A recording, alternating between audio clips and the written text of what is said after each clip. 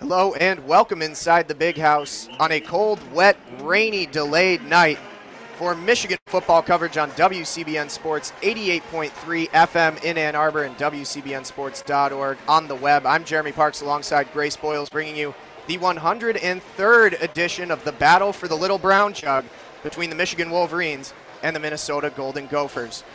Sitting at right about 8:30 here on the East Coast time, about an hour after we were slated to begin tonight. Grace, how do you think the delay is going to affect the athletes out there as well as the field conditions? We saw a lot of rain, a little bit of hail during our delay, but the lightning and the rain have subsided. How's that field holding up right now? You know, as we were watching before during the delay, the Michigan sideline was flooded. Now, thank goodness now it's drained, but you can definitely tell that there's turf out there. It will be slippery. It will affect the game. Coming into this was going to be a mostly running game, you know, with the quarterbacks and the defenses, but especially tonight. The rain has held up. It's not right now, but it's super cold, and those players need to stay warm on the sidelines, warming up, and, you know, they've probably been warming up pretty much all day with the late game and then the delay. We are just being notified we will not go live on WCBN FM 88.3 until 9 o'clock, so you can catch us here on WCBNsports.org and on YouTube.com/WCBN Sports until then. As we are just about ready to get underway here, the coin toss going down on the field. And we will await the moment here in which we get the coin toss result. Both teams shaking hands, finally about ready to get underway here in Ann Arbor. Again, Michigan coming into this one with a record of 6-2. The Minnesota Golden Gophers coming in at 4-4. They started off the season 3-0 and then proceeded to lose 3 in a row. They've only won 1 of their last 5. That a win against Illinois back on October 21st. Under first-year head coach P.J. Fleck. Grace, what's the main key weapon out there for the Minnesota Golden Gophers tonight? Their quarterback that we are assuming is going to start is Demery Croft, and he is, as some put it, a permanent wildcat position.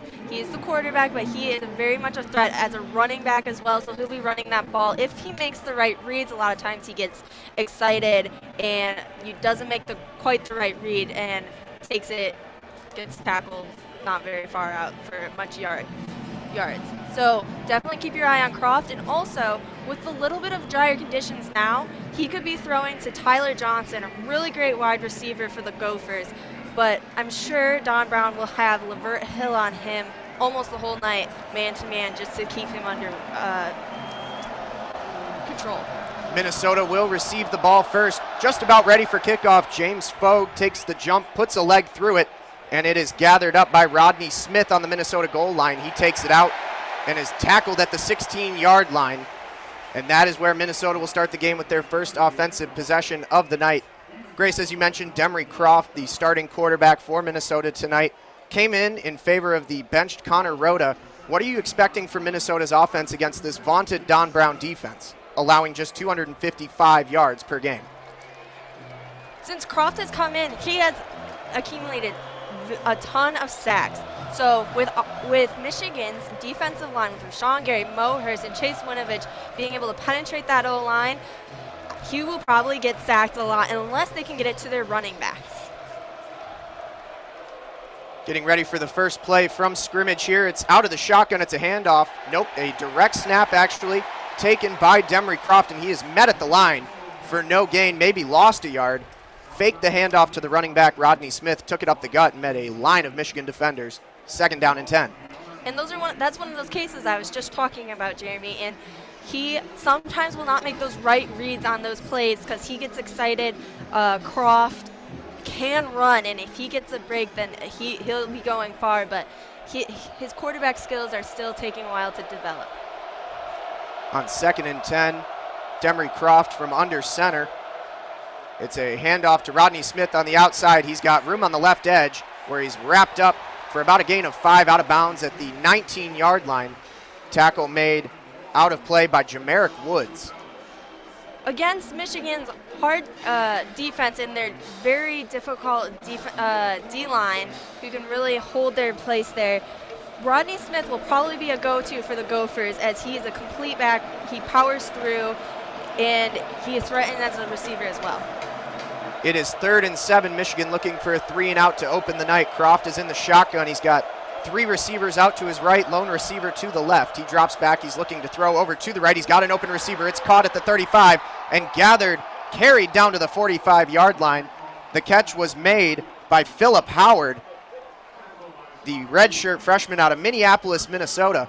And that is the first big play of the night for Minnesota. Michigan unable to get a stop on 3rd down, and now near midfield at the 45 with a fresh set. Now that's something we won't see often tonight. I believe that there will not be very many passes by Croft tonight, but that was one of them, and it was complete, so it was effective. It is 1st and 10 on the 45. Croft is in the shotgun. He sends his tight end, Nate Wozniak, in motion. It's going to be a handoff to Rodney Smith, who is wrapped up at the line again. The interior rush on the first few plays for Minnesota not coming to anything, as it'll be no gain, 2nd and 10. Good wrap up there by Mo Hurst on the interior line. Not a tackle for loss, but he does tout 10 tackles for loss on the season coming into this game. A force for the 5th-year senior, the veteran presence on the Michigan front four. And on 2nd and 10, Croft is going to come from under center. Now he drops back into the gun. Rodney Smith to his right, 2 receivers to the right, 1 receiver to the left, the lone receiver Tyler Johnson. And now the whistles blow. I think we might have a timeout here, a little confusion on the call. And indeed, a timeout is called, a timeout for Minnesota. They did not like what they saw in the offensive coordinator, Kirk Ciaroca, calling for time very early. Not the way you want to spend one of your 3 precious timeouts here in the first half, Grace. No, not on the first possession, that's for sure. And we'll see if they put the tight ends into action here, or their running game has been stopped, which is pretty much assumed with Michigan's #1 defense in the country. But their receivers are really working for them at that last play that got them the first down. So we'll see if they put their first wide receiver in, Tyler Johnson, as he has been their main target throughout the weeks as their wide receiver. Yep, Tyler Johnson, the leading receiver on the team. He has 31 grabs for 591 yards this season, 7 touchdown grabs. That's a lot of production for the receiver, the stud receiver, for the in gold. White and gold. Minnesota is in their all-white uniforms, white jerseys, white pants, maroon helmets, and maroon numerals. Michigan, as always, in the maize pants, blue jerseys, maize numerals, and the classic winged helmet. Now Johnson, as it goes for his yards, he gets about 1/3 of the targets anyway, and then averages 20 yards a catch. So he catches, and then he gets to go for a little further. So he is definitely a playmaker for the Gophers if Croft can get it to him, which is key. Not an overly sized receiver, but a good physical runner, like you said, after the catch. Just 6'2" and 190 pounds for Tyler Johnson, but again, gets himself in space and makes some things happen. Picks up a lot of yards for Minnesota. Just last week against Iowa, he was the target 12 times, only caught 4 catches, but had 92 yards. So if he gets past Michigan's safeties or cornerbacks, he will definitely be out on a break, and it'll be hard to catch up with him. Michigan is a pass defense, allowing only 151 yards per game so far this season. That's why they're a top 10 defensive unit in the country under Don Brown. But again, Minnesota trying to find some chinks in the armor. Several teams have been able to do that in the last couple of weeks, particularly Penn State, who dismantled the Wolverines in State College 2 weeks ago by a final of 42-13. Even Rutgers last week had moments where they looked like they had found some nice holes in the secondary. They put up 2 touchdowns on the Wolverines defense. Michigan, though, coming out victorious 35-14. We are officially out of the TV timeout now as the teams get reset. And we'll reset the scene for you. 12:26 remaining in the first quarter. It's 2nd and 10 from the Minnesota 45-yard line.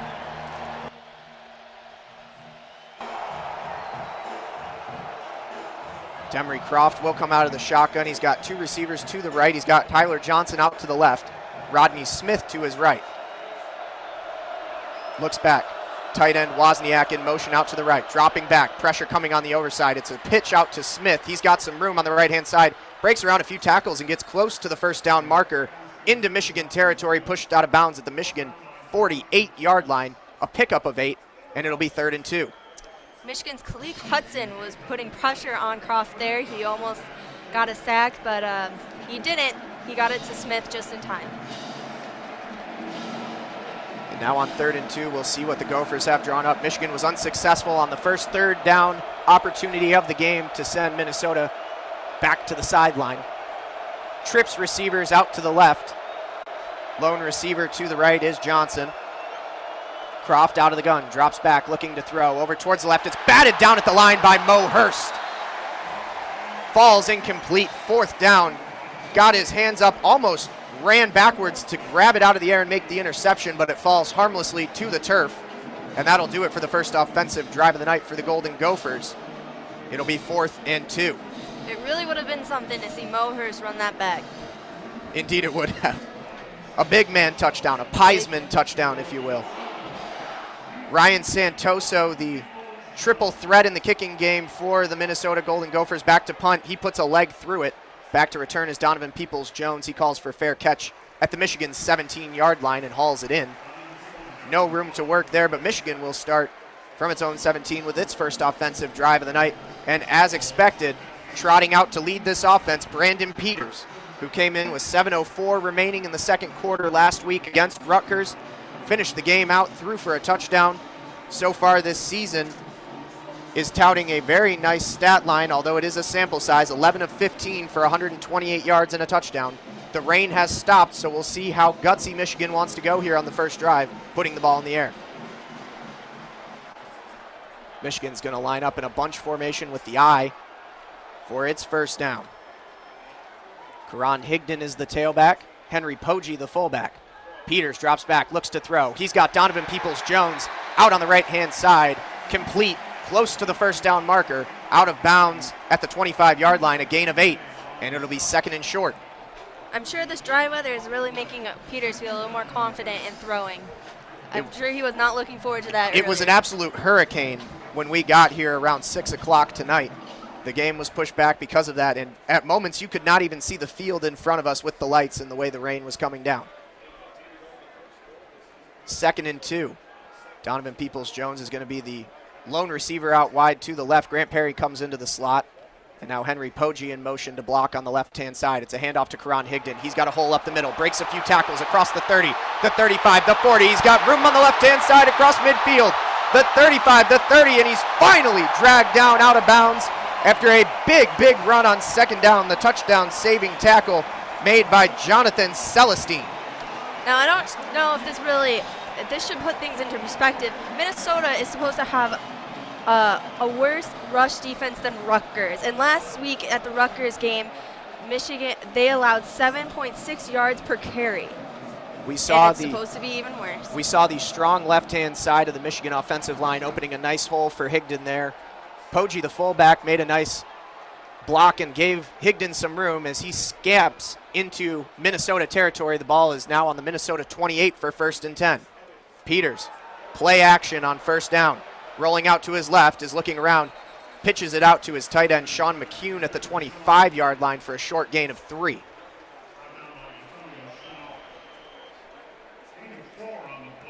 Michigan looking good so far here. The official count on Higden's first run, 47 yards.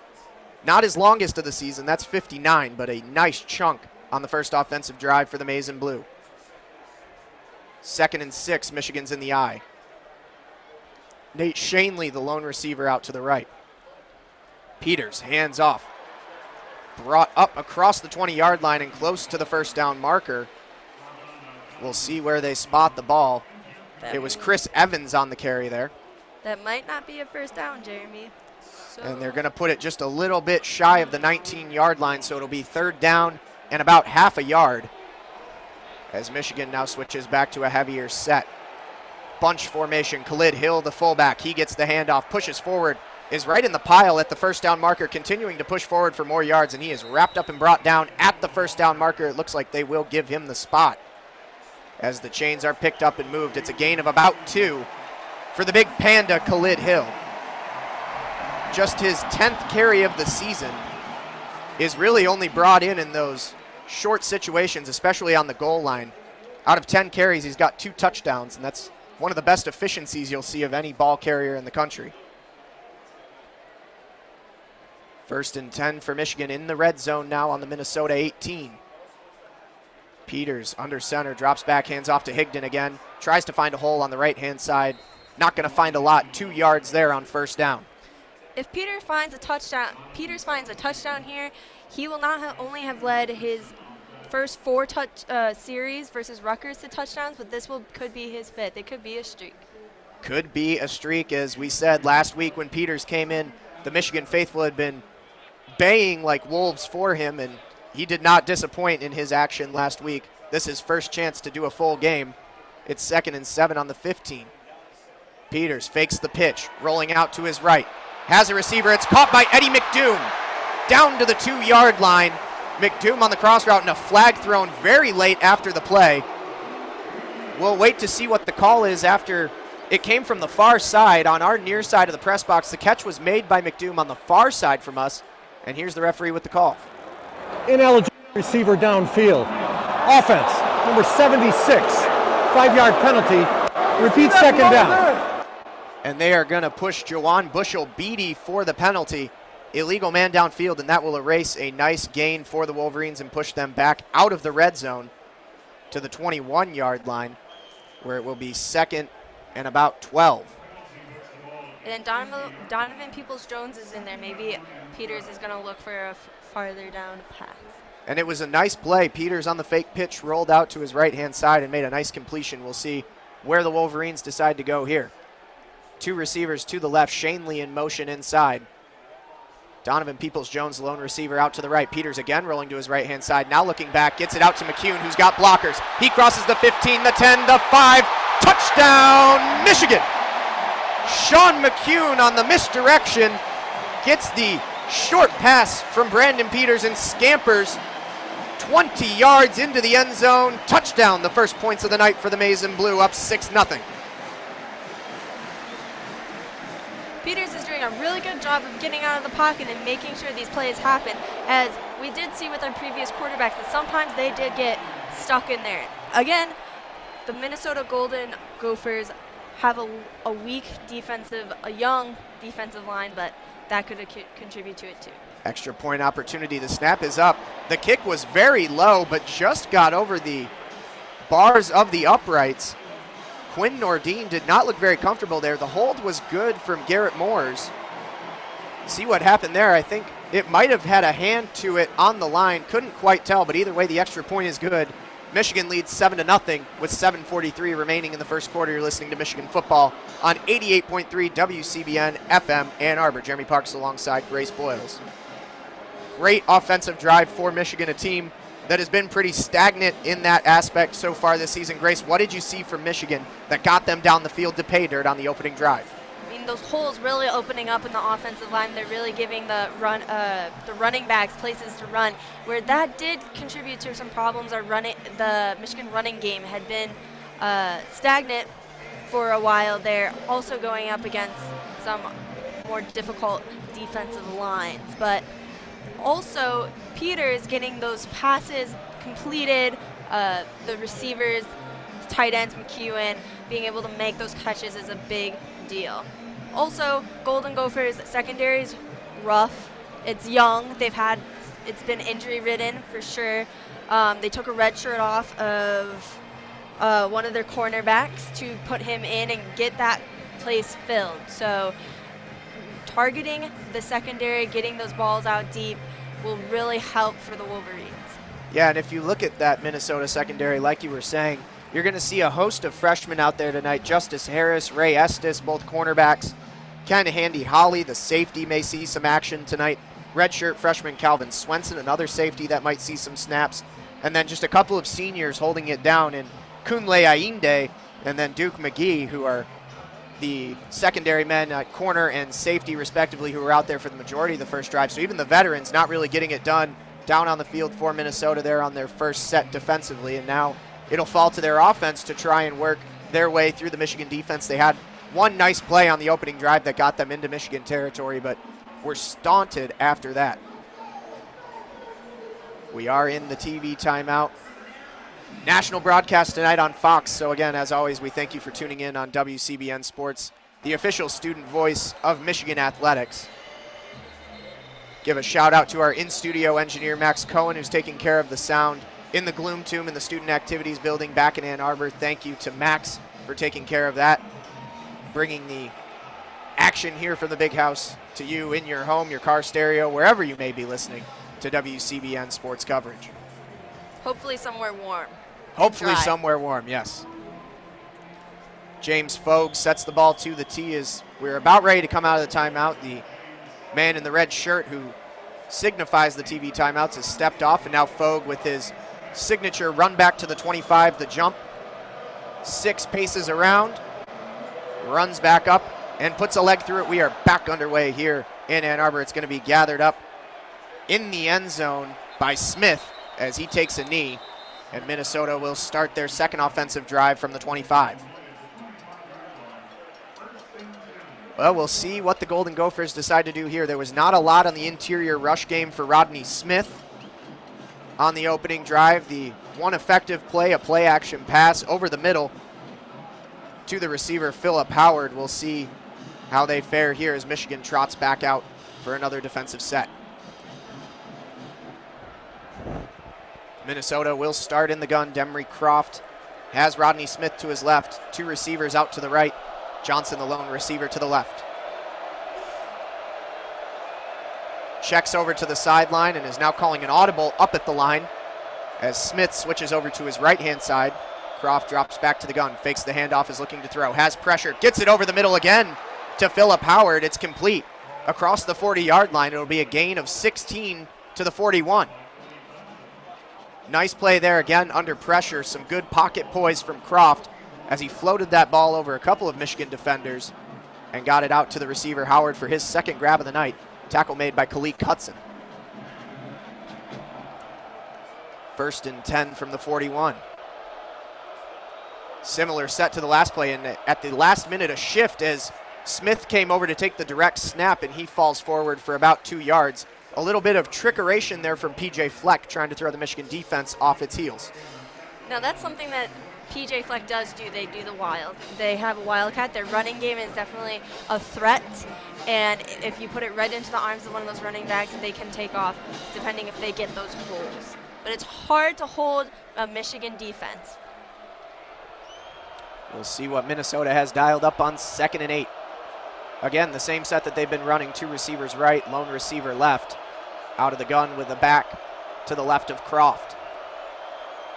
New tight end checks into the game, Brandon Lingen, as the snap is taken by Smith. Again, direct snap, and he goes forward, and again, finds the same result. About 2 yards out to the 45-yard line. It's going to be 3rd and mid-range. Call it about 3rd and 6.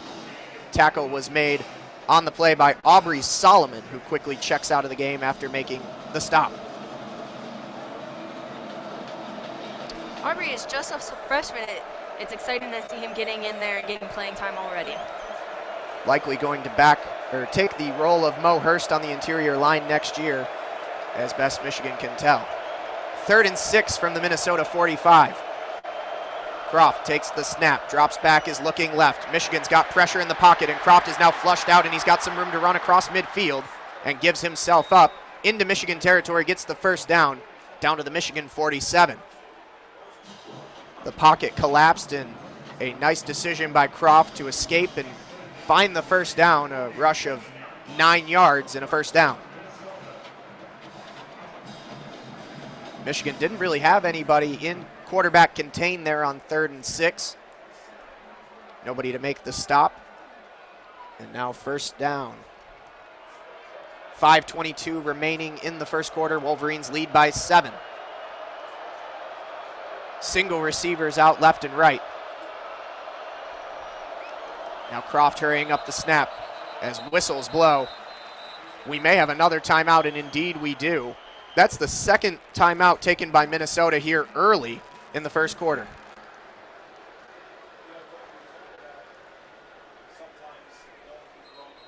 Grace, just some growing pains, you think, for Minnesota, unable to really figure out what they were trying to do on the line there. And as you said, this is a young football team and another mistake. Young football team, not young coach, but new coach. I also think he's young. I'm not saying he is he's one of the old youngest on in college football, air. PJ Fleck. He was just at Western Michigan last year and then came to Minnesota getting his big-time D1 job. I do think that it is growing pains there. It's rough for them this year. Injuries, especially, as we have already said. Getting also Demery Croft has come in just a few games. He's only had so many snaps at quarterback, and getting into that system is definitely a problem. Michigan has started their third quarterback of the season, and it's the first time in a very long time that has happened. I want to take a quick moment, really quick, Grace. I always like to mention this. Our veteran of the game down on the field, Clarence Rice, a World War II veteran, as he gets up out of his wheelchair to a round of applause from a now more filled-in Michigan Stadium, and rightly so. Former U.S. Marine Corps veteran. We always like to give a salute to our troops, a wonderful thing here at Michigan, a tradition at any varsity sporting event really that you go to here at home in Ann Arbor, I should say. No better stage to be honored on. Hats off to Mr. Rice for his service. And here in Ann Arbor, they always give a great cheer for our veterans here that come in and are honored throughout the game. That's great to see. We always like to mention it. And again, we always like to mention that we greatly appreciate you tuning in on 88.3 WCBN FM Ann Arbor. Feel free to interact with us on social media throughout the game. Feel free to tweet at us if you've got the Twitters. Handle is at WCBN Sports. We monitor that throughout the game. We're always happy to answer any questions or comments you may have. And again, just a reminder for our listeners on 88.3, if you're looking for your regularly scheduled WCBN programming at this hour, that can be found online at WCBN.org and on the WCBN app. Here on 88.3, we've got football until the conclusion as they flash the final score from the earlier game here at 3:30. I'm not sure how many fans didn't know this already, but the number 6 Ohio State Buckeyes, after a miracle comeback last week in Columbus against the Penn State Nittany Lions, are obliterated by the Iowa Hawkeyes 55-24. A good look for Michigan.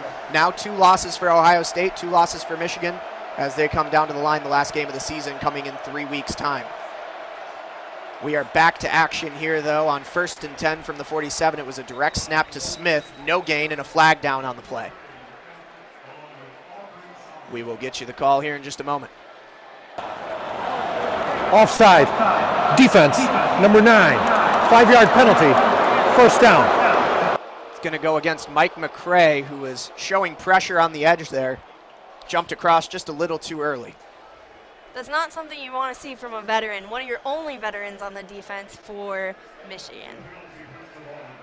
Mike McCray should know better, and now Minnesota with 1st and 5 from the Michigan 42. 2 receivers out to the right. Lone receiver to the left is Rashad Still.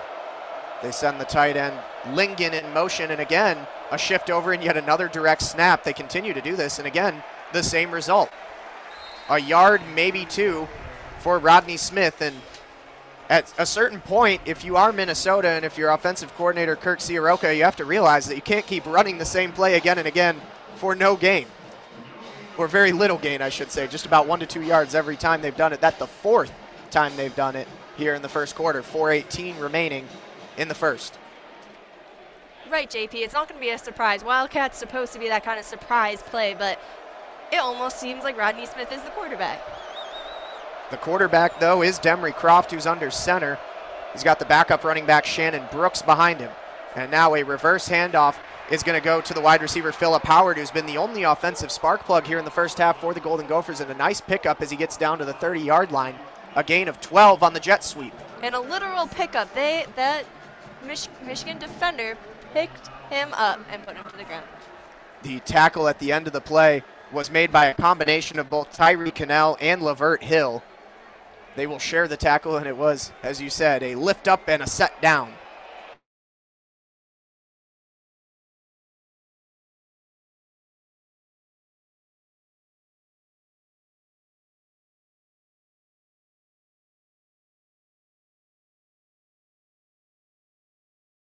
immediately at the line again, wrapped up for no gain by a combination of Aubrey Solomon and Rashawn Gary. It'll be 2nd and 9, probably good for 2nd and 10. They really only spotted the ball forward about a half yard. Minnesota will line up with 2 receivers out to the left. Tyler Johnson out to the right. Shannon Brooks back in the game at tailback, lines up to the left of Croft. Croft drops back, is looking to pass. Again, the pocket collapses, and again he has some room. The 35, the 25, the 20, and pushed out of bounds finally at the Michigan 16-yard line. They mark it at the 17. Was pushed out of bounds by Tyree Cannell at the end of the play, but again, Michigan, nobody on quarterback contained, the pocket collapsing on the pressure, and Demery Croft able to get a nice pickup, and now into the red zone at the Michigan 17.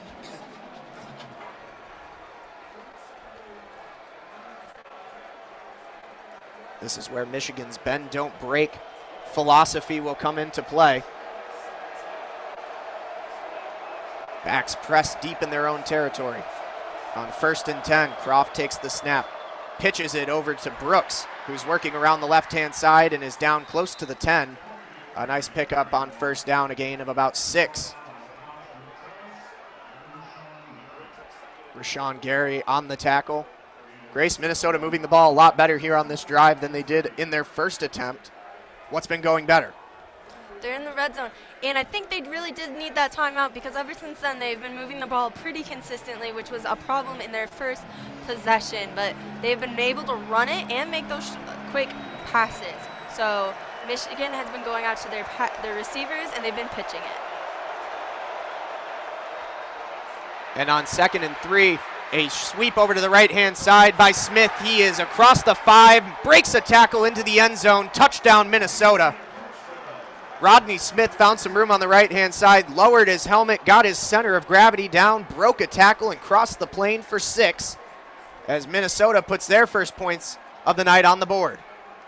Rodney Smith, a real running back, has the stature of one, a 5'11", 210, and he can block, catch, and he can easy run that ball. The first touchdown of the night for Minnesota is pending the extra point from Santoso. It'll be a tied game. The PAT is up, and it is good. 7 apiece the score here between the Michigan Wolverines and the Minnesota Golden Gophers with 1:24 remaining in the first quarter. You're listening to Michigan football coverage on 88.3 WCBN FM Ann Arbor. Jeremy Parks alongside Grace Boyles. Grace, do you think that's the one requisite drive a game that Michigan's defense just looks terrible? It seemed as though every game this season Michigan's defense has had one drive in which they've given up a lot of silly plays and an easy 6. Well, I agree. There has been that one drive every game, especially in those early games like Air Force and Cincinnati, that there's just been that really kind of easy drive. The Michigan defense doesn't look like the #1 in the country, but I think that they were really lacking in like halves of games, especially in the Michigan State game, and it's concerning for sure for the #1 defense in the country to be letting go this, especially when, you know, Minnesota has only so many assets on the offense that they can go to. So it should be slightly predictable, though I do give it to PJ Fleck for being able to work with what he has, and they did get a touchdown. And to Demery Croft for coming out here and being able to make some plays happen. Also with the help of Rodney Smith for sure. It was a good sustained drive, 10 plays, 75 yards. Took 6 minutes and 19 seconds off the clock. When Michigan gets the ball back, it'll be only their second offensive possession of the game, and we're already just 1 minute and 24 seconds away from the end of the first quarter. So both teams eating some clock, maybe trying to catch up for some of the time that we lost during our game delay here before we had kickoff earlier on. This could be one of the many high-scoring games from today, just like the Ohio State-Iowa game. Maybe we'll get there. Or the Oklahoma State-Oklahoma game, I know was really high up there too. I thought it was like 62 at least. That's a typical Big 12 score.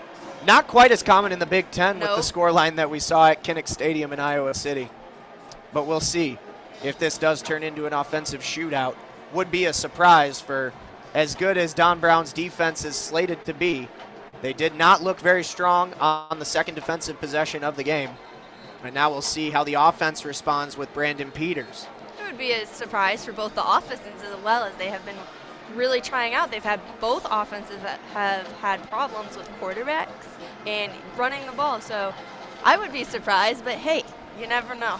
You never know. It might rain. That's a good old quote from Oswald. There was a penguin on that show that always carried an umbrella around. Always claimed he didn't know if it was going to rain. You know, that's what life is like in Ann Arbor, though. Kind of wish you had an umbrella tonight out there, don't you? A lot of people in ponchos. It's nice to see the student section really packed in for this late rainy game. Pretty good. About the top 15 rows are empty. Not too bad considering the conditions outside. About to get ready. Back underway here at the Big House. Santoso sends the kickoff. It's short. Gathered at the 5-yard line by Ambry Thomas. He breaks a couple tackles. He's got room out to the right.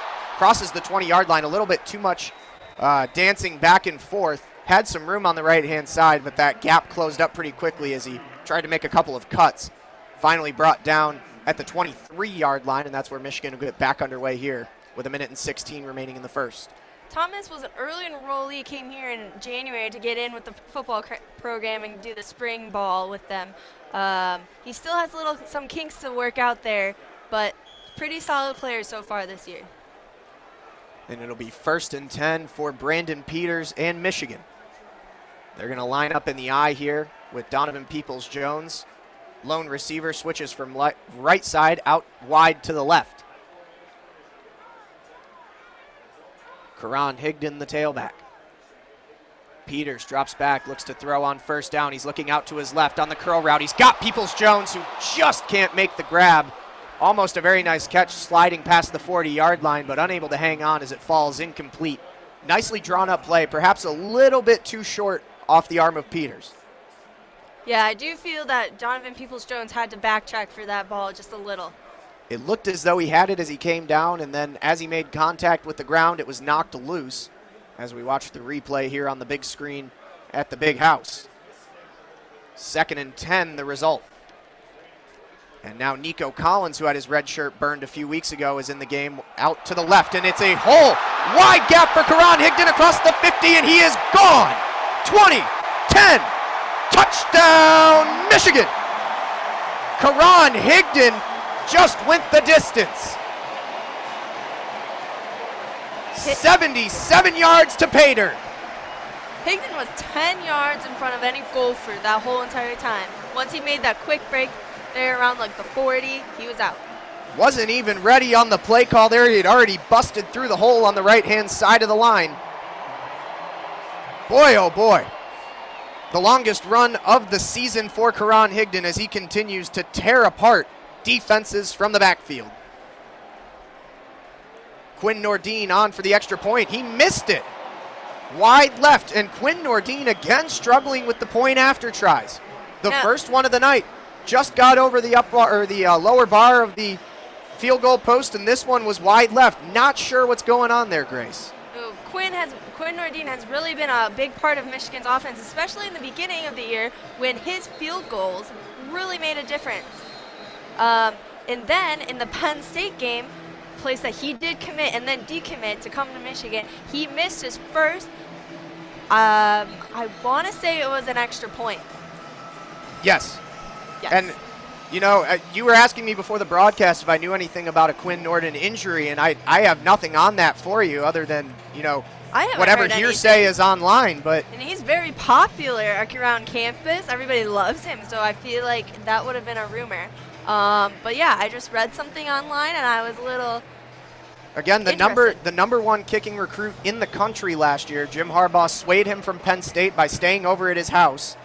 The Rockford Ram from the west side of the state. Shout outs to the west side, my homies. But yeah, when we were at Penn State a couple weeks ago, they booed him so badly on the point after try for his decommittance that he missed the extra point, and it's been rough ever since.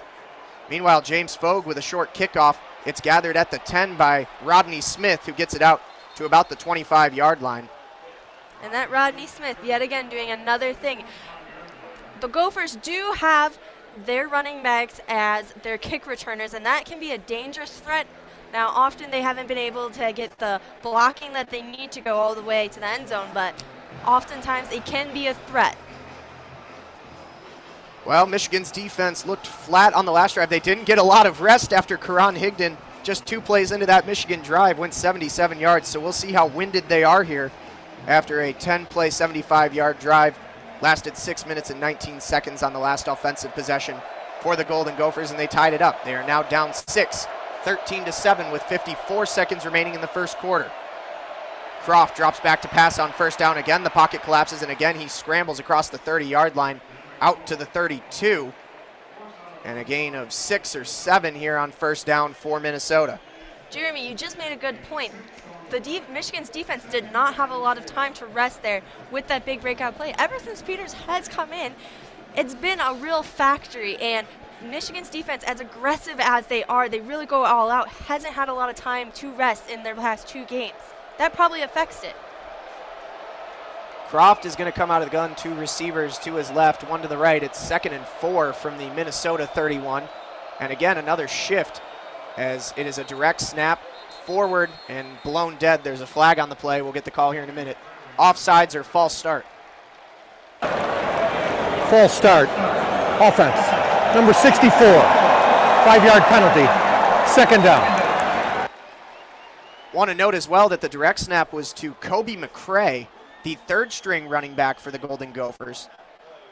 Had a couple of carries earlier that we called as Shannon Brooks, who is 23. Kobe McCray is 22. No relation to Mike McCray that we know of that I found in the pregame notes, but it comes back 5 yards, and it'll be 2nd and 9 for Minnesota. And that will be the end of the first quarter. The Wolverines lead it here in the big house in the rain and the cold, 13-7. You're listening to Michigan football coverage on 88.3 WCBN FM Ann Arbor and online at WCBNsports.org. Jeremy Parks, Grace Boyles. Grace, since we're at the first quarter intermission here, want to give a shout out to you as well. Breaking some glass ceilings of your own tonight, the first female football caller in the history of WCBN Sports. Yeah, we figured that out right before broadcast. We did indeed, yes. Quite interesting. Love it. And I really hope that more women get into this in college. Also, I love my guys at WCBN. Their characters, they're great. I'll take character. I've been called worse. I take characters with love in my heart. With affection. Thank you, Grace. Absolutely. I'll take it. We are indeed a ragtag bunch, but we are rounded out by good folks like you. I hope so. Shout out to our DSRs. I've had tons of fun on those. Those are great for debating and getting a women's voice in that. And it has been hard to get my opinion in there sometimes with our wonderful Leo Blavin, who was here last year. No longer here. Bye, Leo. If you're listening up in Crookston, Minnesota, Leo Blavin, the new voice of the University of Minnesota Crookston Golden Eagles. They've won 2 games in the last 3 years. Leo's having a lot of fun. I talked to him the other night. They had 3 inches of snow already. So you know what? He's getting what he deserved right now. We need more women in the business.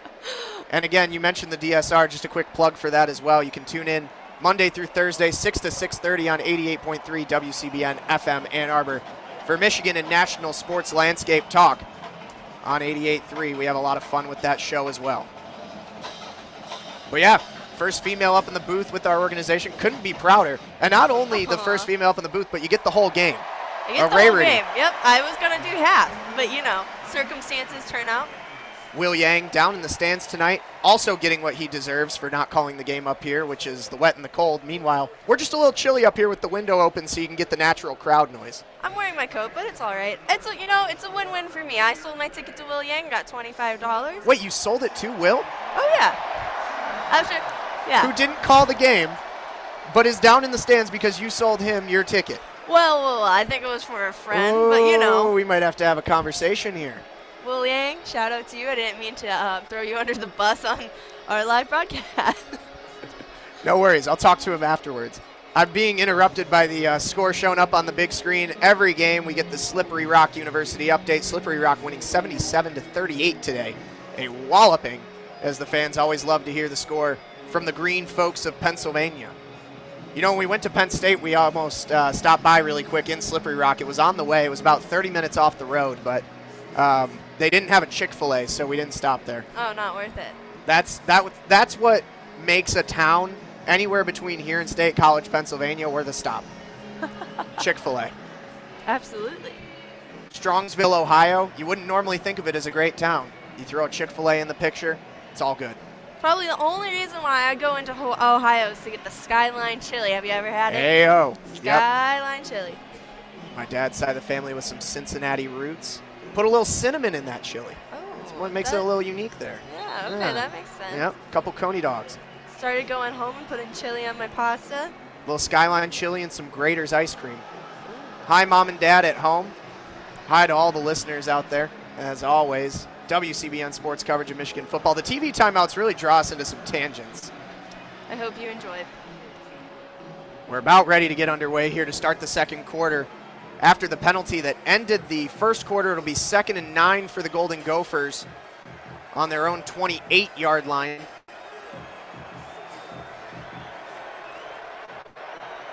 Croft is out of the shotgun. He runs back, gives some instructions up on the offensive line, now drops back. He's got 2 receivers on the left, 1 on the right, and again, a shift over to a direct snap. Running forward is McCray, and he is wrapped up in the backfield, gets back to the line of scrimmage, maybe where he's brought down by a host of Michigan defenders. The initial contact was made by Kalik Hudson, storming up through the line. Now, Kalik has a huge job this year. He's actually pretty much taking over for Jabril Peppers. Not saying that he is a Jabril Peppers. All props to him, but he is taking over that Viper position. He's been quite vital to the Michigan's #1 defense. 3rd and 9, Michigan looking to end the Minnesota drive deep in their own territory. 2 receivers out to each side. Smith to the left of Croft. Croft drops back. Michigan pressure. He's almost wrapped up by Rashawn Gary, unable to do so as Croft runs to his right-hand side and is forced out of bounds just past the 25-yard line by Mike McCray. Rashawn Gary almost had a sack. Croft able to get 2 yards out of it, but it'll be 4th down and 7 for Minnesota, and they will be forced to punt. The game started with a sack for Croft, and I'm honestly surprised that we have not seen more of that tonight, but the Gophers' O-line has been keeping that nearly safe. Blocked on the punt for Santoso as it's called for fair catch just over the 30-yard line of Michigan by Donovan Peoples-Jones. Boy, oh boy, that was nearly a block. I think it was Kalik Hudson again, nearly getting his hands to that one. He's in there alive. How did he not block athletic. that? He's on top of Santoso as he kicks the ball. He must have just missed him a hair to the right or left. Nonetheless, Michigan will start their drive at their own 32. From watching the games, I feel like Kalik has really had some close calls there. He's been breaking up passes on the defense, but has only had, I believe, 1 interception this year, where he certainly could have had 3, but he's making those plays, he's breaking them up a little, but he's not going that extra. He's not able to just get his hands on them, so he's still doing the job, but he could really break out with some of those, finishing the job on him. Again, the score is 13-7 in favor of the Maize and Blue over the Minnesota Golden Gophers with 13:47 left in the first half. I'm just going back again. I'm watching the replay of that punt, and I don't know how it wasn't blocked. Was right on top of it. Was ready with the call, too. Gosh darn. It was like last year. Glad you watched the play. You know? It was like the start of last season for Michigan. They had, I want to say, 4 blocked punts in the first 3 games, and it was almost like they needed one every single game or you felt like they weren't playing well. Michigan yet to block a punt this season. It was the definition of well-played football for the Wolverines. Well-played football. Real lunch pail individuals out there. The first one's in, the last one's out. The gym rats. Gym rats. Putting in the blood, sweat, and tears to make it all worth it. Just how Harbaugh likes it. It is still chilly here. The rain is coming down just a sprinkle from what I can see through the stadium lights. There is almost a fog that exists in the air right now, though, here in Ann Arbor. The temperature is dipping down near 40 degrees. We had some hailstones during the storm earlier. No snow expected in the forecast as of yet. And meanwhile, down on the field, a couple of NCAA national champions being honored for Michigan gymnastics. Jamie Phelan, Anthony McCallum, and Brienne Miner all being honored. Michigan, a really good factory for Olympic-level gymnastics folks, as they will be honored as NCAA individual champions. just a few more trophies in the case here at Michigan. It feels like every single home game here at U of M, they also have some team that they're honoring for winning championships, conferences, awards, and so on. From everything from water polo to tennis to track and field. Yep, they sweep. They really do well in those. All right, ready to get back underway with 13:47 in the half. Michigan starting their third offensive drive of the night. The last drive, 2 plays, a 77-yard touchdown run for Karan Higden. On first down, Higden gets the ball, goes left. Has a hole again. He's pushing forward across the 40. Has a first down. I was getting a little excited again. It's going to be a gain of 13 on first down for Higden as he continues what is already turning out to be a monster game here in the second quarter. Boy, oh boy. Michigan had some struggles in figuring out who their one running back would be. They've cycled between Higden, Ty Isaac, and Chris Evans, and it seems as though Tim Drevno and company have finally settled on Higden as the man. 1st and 10 on the Michigan 44. They're in the I. Nico Collins, the lone receiver, out to the right. Minnesota bringing pressure, wrapped up and brought down in the backfield is Brandon Peters. The sack around the corner made by Minnesota. We'll await the player identification here. I think it was Antonio Chenot who made the tackle in the backfield, and indeed it is Chenot. Not one of the too deep on the depth chart for Minnesota, although they are a team that has been plagued by injuries. And a guy looking to get his name out there makes a big play. Loss of 9 on the sack. It's 2nd and 19. Peters under center. Poggi is in motion. He gives the handoff to Ty Isaac, who bursts back across the 40 and almost gets back what was lost on the sack, but it's going to be 3rd and long for Michigan. It was actually Chris Evans on the carry, not Ty Isaac. Pickup of about 7. Grace, what do you dial up here on 3rd and 12? I think you got to try a pass play, have one of our deep. I'm not sure if I saw Nico Collins still out there, but Peters have been making those completions, or go to McEwen, who's been able to pick up yards after the play as well. 3 receivers to the left, including the tight end McEwen. Eddie McDoom, the lone receiver, to the right. Peters goes over the middle, was looking for McDoom on the check down throw. It wouldn't have been even close to the first down. It's incomplete, and a quick drive comes to an end for Michigan. And 4th Brandon and 12. Peters' streak Comes to an end. comes to an end. Michigan will punt as Brad Robbins comes out on the field.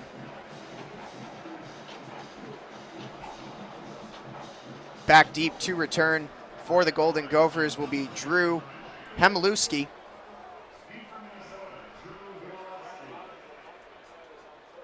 As Robbins gets the snap here in just a moment. Now it's up, handles it, puts a leg through, driving Hemlewski back to his own 10-yard line. He calls for fair catch. It bounces sideways, out of bounds at the 10. A very nice punt for Brad Robbins, who is already averaging 40 yards a punt on the season. Going to up that average a little bit with that one, and that'll pin Minnesota back deep in their own territory to start yet another offensive drive. 11:39 remaining here in the second quarter. Again, you're listening to WCBN Sports coverage of Michigan football on 88.3 FM in Ann Arbor and WCBNsports.org online. The glory of non-commercial radio, student radio, is that you don't have to listen to any commercials. You get Grace and I for the whole thing. Yeah, I hope all the we're way through. entertaining. Gonna need a Red Bull here at some point. It's getting a little later than anticipated, that's for sure.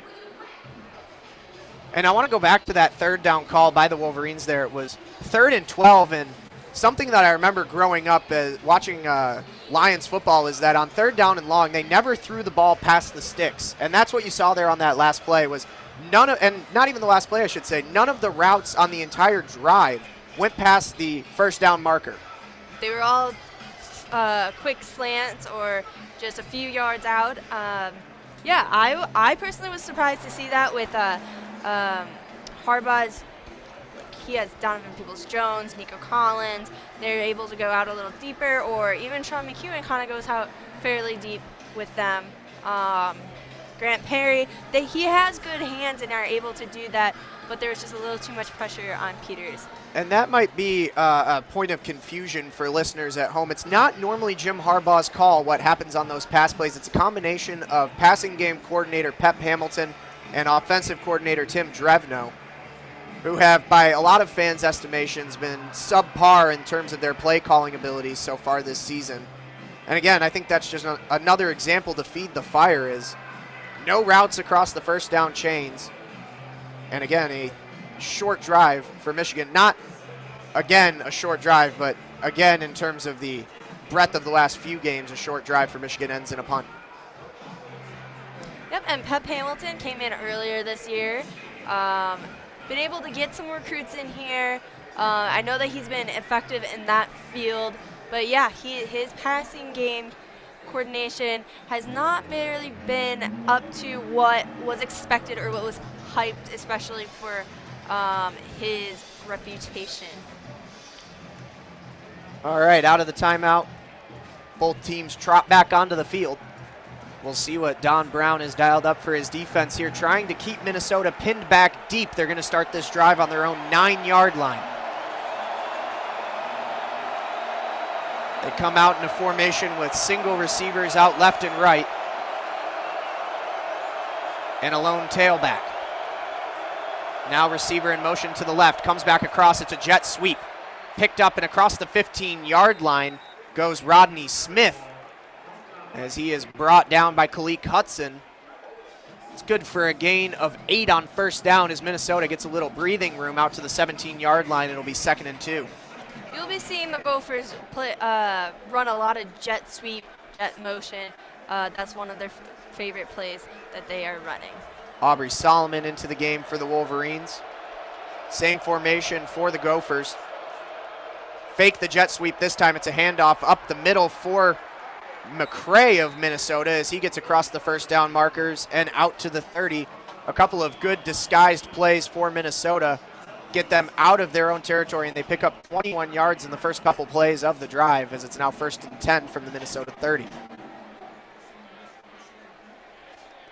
The Michigan defense looking a little confused here on those disguised reads.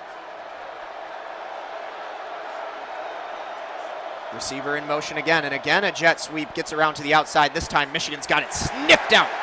Tyree Cannell brings down the receiver in the backfield, Philip Howard. I think it's going to be a loss of about 2, and that'll be 2nd and 12. That's something that Minnesota's done a few times tonight. They've run some nice trick plays, but then they've run the same play almost immediately afterwards. Pretty easy to sniff out. The variation in play calling has then definitely a little off.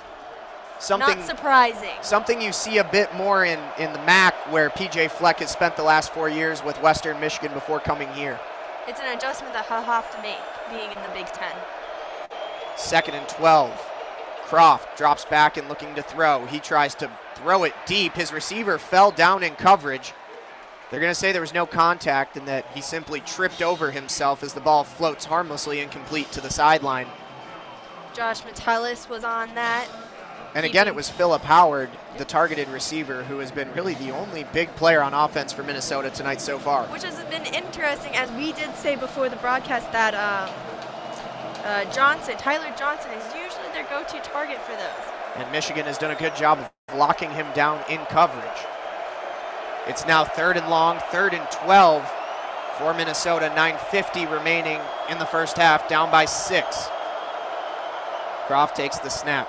Gives the handoff to Smith up the middle, and he is brought down by Devin Bush. Back to the line of scrimmage for a gain of 2. It'll be 4th and 10, and Minnesota will again be forced to punt. Michigan's D-line held there, and they left a gap open, but Devin Bush was quick to fill that. And now Santoso will be back to punt with Donovan Peoples-Jones to receive for Michigan. Michigan nearly blocked the last Minnesota punt. They're showing pressure again. Through the line, a little bit closer, but not quite. Peoples-Jones handles it at the 20. He breaks left. He's got some room on the left-hand side across the 30. Breaking across the 35 and across the 40, where he is wrapped up and brought out of bounds a 20-yard return for Donovan Peoples-Jones, who has not had a lot of opportunities to return punts this season, but showed some good vision to get out to the left-hand side there. There is a flag down on the play, back by where the teams lined up on the line of scrimmage. Referees are conferencing on the 45-yard line. As soon as they break, we'll get you the call. Here it comes. During the kick, holding, receiving team number 25. The 10-yard penalty is enforced from the end of the kick. First down, Michigan. The holding call will push Michigan back 10 yards, as you heard there, resulting in only a 10-yard return. Or should I say, not a 10-yard return, it'll be 10 yards from where the ball was fielded by Peoples-Jones, so it'll come all the way back to Michigan's 10-yard line. They're actually going to mark it a little deeper than that, at about the 8 or 9. We'll see where they set it. It'll be the 8.5. So Michigan now That's a long deep drive in their ahead. own territory. The holding call really hurts the field position there. You go from being on your own 40 to back on your own 8. We will see how the offense responds now. Michigan had their first punt of the night on the last drive. Peters lines up under center with 2 receivers to his right. Khalid Hill, the fullback, in motion to the right. As Peters hands off on first down to Higden, who tries to find some room on the left-hand side. Nothing doing. He got a yard out to the 10. They went on the weak side there. Unable to get the block, can't find the hole. Nothing doing.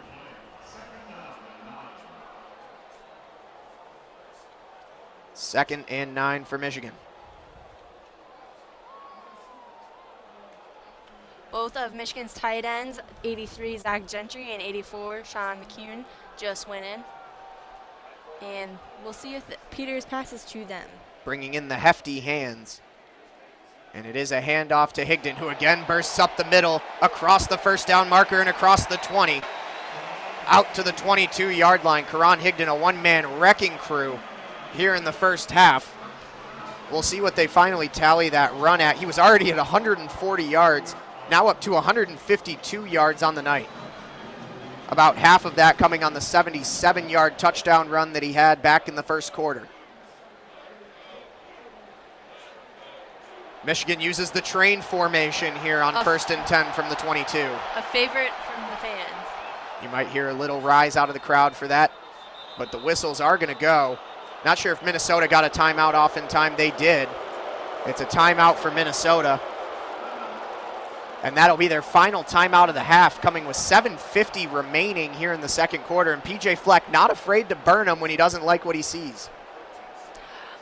If I were PJ Fleck, I probably would have called a timeout there too. That always is a good one for the Michigan offense to call. It definitely gives an unexpected pace to the game. It's something that PJ Fleck and the Minnesota offense probably should work on, switching things up, having a little bit of a variety in play, as Jeremy was pointing out, wasn't really working for them earlier. And that will send us into a TV timeout with the Minnesota timeout. So again, 13-7 in favor of the Wolverines here with 7:50 remaining in the first half. The story of the first half, Karan Higden, 6 carries for 152 yards. 77-yard touchdown run. Brandon Peters so far tonight, just 3 of 5 for 32 yards and a touchdown. He had the opening score of the night on a touchdown pass to Sean McCune. Has been pretty quiet in the air since then. Overall yardage in favor of the Wolverines, 188 to 135 for Minnesota. And again, the glaring stat line, 156 yards on the ground to 86 yards on the ground for the Golden Gophers. It was definitely going to be a running heavy game from both offenses, as their quarterbacks are struggling or new for Peters with the passing. So I am not surprised to see the rushing yards so high. Actually, Minnesota has more passing yards with 49, whereas Michigan has 32. Another fun note that I like to bring up here, and a little bit off topic with where we're at in the game, but Ryan Santoso, you have heard his name a few times tonight in a couple different situations, handles the kickoffs, the punts, and the field goals for Minnesota. One of the few kickers in the country that manages all three duties. Michigan had one a few years ago in Kenny Allen. And the only other one that I've personally seen in action do all three was Hawaii's Rigoberto Sanchez, who is now on the Indianapolis Colts in the NFL. A rarity, but Santoso, a dangerous weapon with his foot. Wouldn't that be great? To have a dangerous weapon with your foot. I mean, Quinn Norton has a good kicking leg. Hit a 55-yard field goal in the opening game of the season against Florida at Jerry World, and has seemed a little up and down the last couple of weeks here, as we saw earlier tonight. Missed an extra point. That's why we sit at 13-7 and not 14. As we are out of the timeout, ready to get back underway. Michigan will have 1st and 10 from their own 22-yard line. Plenty of time left here in the first half. Michigan normally the leader in terms of time of possession, but so far in the half, Minnesota 14-26 to Michigan 7-44. Michigan lines up with a lone receiver out to the right. Nate Shanley as he comes back in motion to the left. It'll be a run play as they hand off to Chris Evans, who breaks around to the left-hand side. He's got the edge across the 30 and across the 45. Out to the 45, I should say. They mark him out of bounds. They're actually going to say he stepped out at the 40 as he continued on down the sideline, but still a big pickup and a first down for Chris Evans as he gets his name into the action in a run game that's been dominated by Karan Higden. 18 yards on the carry as Michigan nearing midfield. And they will have a fresh set of downs. Brandon Peters hasn't thrown the ball in a while. And again, they line up in the eye with the lone receiver out to the right. Nate Shanley again coming in motion. And again, the handoff to Chris Evans as he plows up the middle, breaks a tackle and has some room across the 45, across the 50, across the 40, breaks another tackle, the 30, the 20, the 10, 5, touchdown, Michigan! Chris Evans, 60 yards to the house. Minnesota can't stop the run, and they can't stop the maize and blue. 19-7 here in the second quarter. How about that? A couple broken tackles. We'll see if they go back and review it. It looked as though it was a close call for Chris Evans on the sideline back at the 40, but no whistle as of yet as Quinn Norton lines up for the extra point.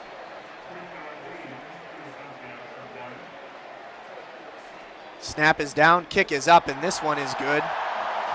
Right through the uprights, the first good extra point of the night, and indeed Chris Evans stayed in bounds. Michigan with another touchdown on the ground. How about that, Grace? A lot of big gashing runs for Michigan. It's a lot of fun. Running games, I think, are very fun to watch, as are passing games, but when you see someone and you're able to track them down the field, see where they're going all the way to the end zone, it's definitely explosive, and that's what Michigan's running offense really needed. So it was explosive. Evans outran Jacob Huff, a junior for the Gophers, and Huff was probably the last one that could have gotten a hand on him, but when you're running all the way down the field, you're running out of steam. Watching the replay again on the Big House board there, as Chris Evans did his part on that drive, a couple of big runs, as he now brings his total for the night up to 90 yards on 4 carries. Michigan in the running category in total now, 234 yards on the ground. Grace, there are still 7 minutes left in the first half. An insane stat line so far for Michigan on the night. It really has. I'm curious to see what it ends up being at the end of the night. Their rushing yards already at 234, and not even at halftime. You know, every broadcast I do, I keep the Michigan football record book open on my laptop. I never really break into it, but we may have to look at it once we get to halftime, depending on how the rest of this thing plays out. We'll be checking that out. We will let you know as we get closer to it. Score is 20-7, Michigan over the Minnesota Golden Gophers. 7 minutes remaining in the first half. You're listening to Michigan football coverage on 88.3 WCBN FM Ann Arbor. Jeremy Parks alongside Grace Boyles. An exciting first half from the Big House, and it's been all Michigan as of late. 2 unanswered scores as they will get ready to kick the ball off Minnesota will have to try and respond here before halftime. Plenty of time to go, although Minnesota has burned all of their timeouts. Michigan has all 3 still in their back pocket. For that last drive, the Wolverines were deep into Michigan territory and took 4 plays to go 91 yards after Chris Evans' breakout run. And that is the second possession that has been like that with a breakout run. So I'm curious to see how that is going. Once the Michigan running backs get past the Gophers, first their D-line, their secondary is young, injured. So it's really been key to get past them, and they've been pretty free in the backfield. James Fogue has the ball on the tee. The jump at the 25 as he now runs up and puts his leg through it as we're back underway. It's going to be returnable here for Minnesota. It's gathered at the 5-yard line. Carried out across the 15, brought down at the 17-yard line was Shannon Brooks.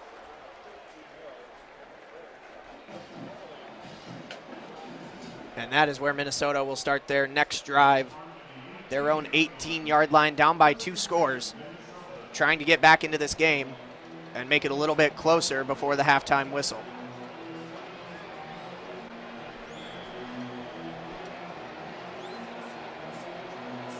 Demery Croft back out again for Minnesota. 2 receivers out to the right, lone receiver to the left. He's got Rodney Smith, the tailback, to his left. Croft now runs back up to the line again to bark some instructions.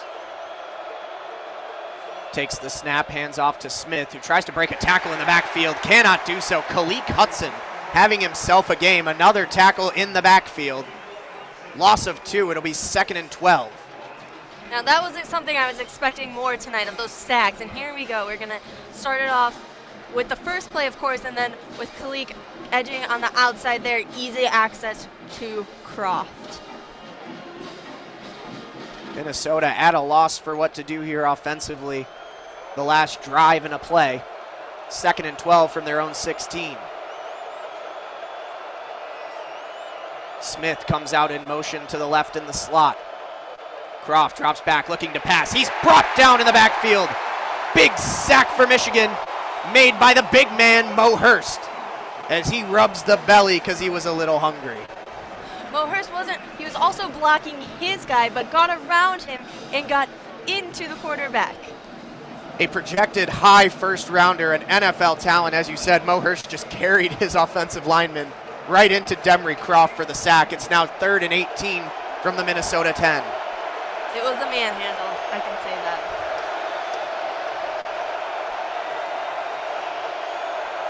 Michigan showing pressure on the edges. They've got 8 men in the box. Minnesota hands off on the sweep. They get it out to Phillips. He's brought down, and a flag is down on the play. He might have gotten a yard on that one.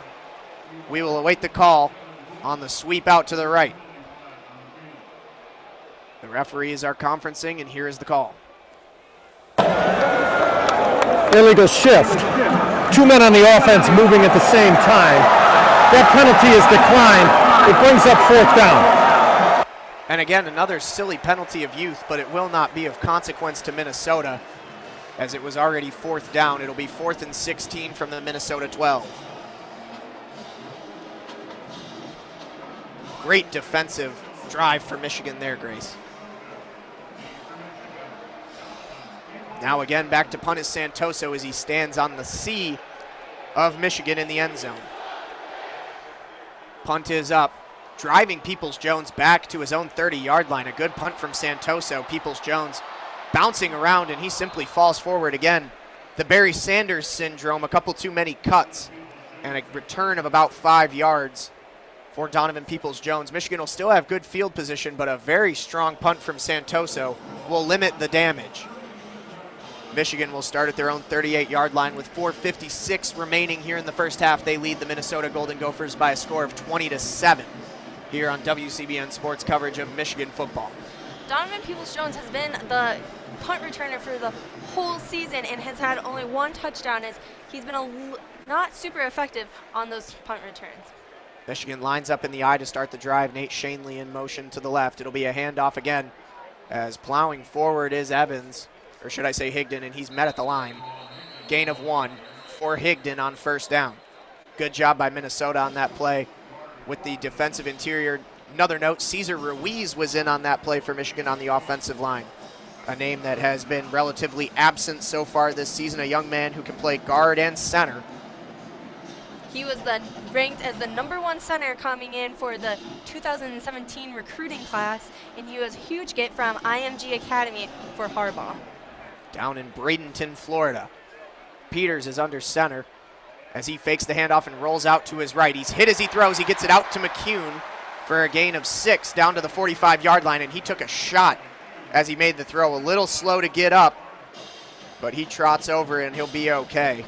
It's one of his first big hits in as quarterback, so probably a little surprising, but he made the play, which is important. Faked the handoff and rolled out to his right. Blake Cashman was in pursuit for Minnesota. He's the one that delivered the Bone Crusher hit on Brandon Peters, but it's 3rd down and 3 after the gain of 7. Offset eye, and now whistles blow, and a Michigan timeout here. And that'll be their first timeout of the half with 3:38 remaining. Harbaugh did not like the call that he had down on the field, and they'll take a minute to talk it over. Grace, what are you going to draw up here on 3rd and 3? Do you like the run game? Do you like the pass game? A little play action? I think you can just There's a lot of things to do on short field here. Really could be. Honestly, the run game for the Wolverines has really been working for them this game. And they even have been making those big breaks. We've seen 2 of them tonight. And one from Chris Evans and then one from Karan Higden. So I don't think that the Wolverines could go wrong with going with their rushing game here or doing a short pass to McEwen, who has been very consistent. Again, they haven't really let Brandon Peters air the ball out. He's continued to be pretty much limited to short game passing. We'll see what they drew up in the huddle on 3rd and 3. Michigan lines up in the offset eye with 2 receivers to the left. And they're going to go with the pitch to the left-hand side. They've got blockers for Karan Higden as he crosses midfield and is tackled under the legs. A diving tackle made by Minnesota. It was Thomas Barber who made the stop, but not before Higden got 5 yards and a first down. And not before Higden hurdled a guy. He did hurdle one of his own men who had fallen down on the field blocking. I think it was Mason Cole. First down and 10 for Michigan from the Minnesota 48. Another handoff to Karan Higden as he gets close to the 45-yard line for a gain of 3. Tackle made on the play by Minnesota's Blake Cashman. 2nd and 7 for the Wolverines. Checking out of the game now is Higden. Checking in, Eddie McDoom, Kekoa Crawford, and Chris Evans. So Michigan will show a bit of a different set here. Zach Gentry, the tight end, in on the right side of the line. Peters takes the snap out of the gun. Hands off to Evans, who goes left. He's got a hole, 35-30. Tackled and brought down by Minnesota, but not for another big gain of about 16 yards for Chris Evans as Evans and Higden continue to gash and bash through the Minnesota defense. Something we haven't seen much this season is Evans is getting a lot of yards. He has been not really getting a ton of yards this year compared to last year, as he was very effective. But after Higden, it has been him during this game, whereas a lot of times they had gone to Khalid Hill. Michigan on 1st and 10 from the Minnesota 26 will line up in the eye. Nate Shanley, the lone receiver, will come in motion. And it'll be a handoff to Chris Evans as he bounces forward. Tried to find a hole on the left-hand side. Gets about 1.5 yards. It'll be 2nd and long. Thomas Barber again made the tackle for Minnesota. Worth noting that Chris Evans' yard per carry average is actually slightly higher than Karan Higden. Actually now sitting at 18.5 yards a carry. Karan Higden at 18.1 yards a carry. If that is any indication of how Michigan has performed on the ground so far tonight. 2nd and 8. Lone receivers out right and left. From the gun, handoff to Karan Higden. As he gets down to the 20-yard line, a flag was thrown in the backfield. Could be a hold. We'll wait on the call here. This one may be coming back as Michigan looks like they're walking back across the 25-yard line. Personal foul. Illegal block below the waist. Offense. Number 57. 15-yard penalty. Second down. And the chop block by the center, Patrick Kugler, is going to push the Wolverines back quite a bit here and is going to leave them with a hefty chunk to gain to keep the drive going as they march back and back and back. I say the Wolverines should try out Peter's arm here. This might be a good chance. Give it a little lofty of a, pass. 2nd and 23 from the Minnesota 39. Might not be a bad time either here or on 3rd down if it's still 3rd and long. With 1:14 left in the half. Michigan lines up out of the gun. Fakes the handoff. Peters throws over the middle, targeting Nate Shanley. Was just a little bit out in front of him, incomplete. And like you said, they tested his arm, and Shanley just a little bit slow on that slant route over the middle. He wasn't he wasn't able to get enough separation from Jacob Huff, the Gopher. And that's going to leave Michigan with 3rd and a country mile, 3rd and 23. They are out of field goal range at this point pretty much. It would be a 56-yard attempt, which would be 1 yard longer than Quinn Norton's season long from a dome of 55. Peters drops back and is looking to throw. He goes over the middle to Shanley. This time it's complete, but it's going to be short of a 1st down as it's caught at the 29-yard line, and that's where he's wrapped up. Good for 10 yards, but it'll put Michigan at 4th and 15. We'll see what the Wolverines decide to do here. Do they want to try and kick a field goal? The winds are pretty low, but it might be in that range where you just go for it on 4th down anyways. Too short to punt and perhaps a hair too long to kick. Although it looks like Norton is waiting on the sidelines, and Michigan might take a moment here to think it over. They've got a timeout to use with just 30 seconds remaining in the 1st half. I'm very curious to see if Quinn Norton comes out here and kicks the field goal, as he has had a little bit of trouble in the past couple of games, and especially in this game, missing an extra point earlier. Michigan takes the timeout with 18 seconds remaining in the 1st half. They lead by 13. 20-7 your score here from the Big House. You're listening to Michigan football on WCBN Sports, 88.3 FM Ann Arbor, WCBNsports.org on the web. Jeremy Parks alongside Grace Boyles. It looks like Michigan is going to go for the field goal. Brandon Cheeseman is practicing his snaps to Mortel Holder of the Year, Garrett Moores. And it'll be a short timeout as Michigan now comes back out to the field. From here, it's a 48-yard field goal attempt for Quinn Norton.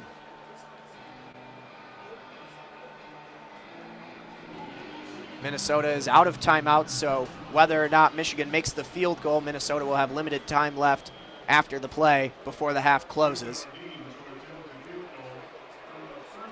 As we said, 48-yard attempt. The snap is down. The hold. The kick is up. It's got the leg. Is it on target? It is not. Wide right. He missed it. Quinn Norton misses his 4th field goal of the season. It was a long attempt. The snap was good. The hold was good. It had the leg, but he pushed it just a hair to the right of the field goal post. And he will fall to 14 and 18 overall on the season.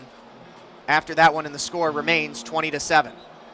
This is a surprising performance from Norton, as he did kick his career longest field goal of 55 yards earlier in the year, one of his first times out, and he is unable to make this. There could be weather factors as well, and we have not seen him as performing as well. Maybe there is some other reason he is not feeling up to the task. Minnesota has the ball back, but they take a knee to end the 1st half without any harm to be added. We head to the locker room. Michigan leading the Minnesota Golden Gophers by a score of 20-7 here on 88.3 WCBN FM Ann Arbor. Jeremy Parks alongside Grace Boyles. We're going to roll right into the WCBN Sports halftime show here on air. We have no commercials. We continue to bring you analysis throughout the game. Who needs a break, Grace? Nobody. We don't need a break. Nope. We're jolly. We're full of energy. I like that. I feel jolly tonight. Dolly. We're in that season now where I you can know, I start was using just that gonna word say, again. Obviously, Christmas has been getting to me. And so, again, at a 20-7 game, we'll give you a quick recap of the first half here. It's been a game that's almost entirely been held on the ground. Demery Croft, the quarterback for Minnesota, has only thrown 5 times. He completed 3 of those for 49 yards. Brandon Peters just 5 of 8 for 46 and a touchdown. The big story, though, on the ground, Michigan's Karan Higden and Chris Evans. On a total of 15 combined carries, they've gone for 274 yards. Unbelievable. Karan Higden, 9 carries for 163 and a touchdown, a 77-yard touchdown. Chris Evans, 6 for 111 and a 60-yard touchdown of his own. And Minnesota has a total of 128 yards in the first half, but Michigan more than doubles that with 312 total yards. Now, their passing yards have been actually very similar, as this is a running dominant game where the Minnesota Gophers have had 79 yards rushing compared to Michigan's 266. Michigan only punted once in the first half. Minnesota punted 4 times. We'll give you a quick recap of the scoring drives as well. Michigan got the scoring underway back in the first quarter with a 20-yard touchdown pass from Brandon Peters to the tight end Sean McCune. The extra point from Quinn Nordine was low but good. Minnesota responded on the next drive with a long 75-yard 10-play drive capped off by a 10-yard rush from Rodney Smith. Extra point was good. It was 7-7 at that point.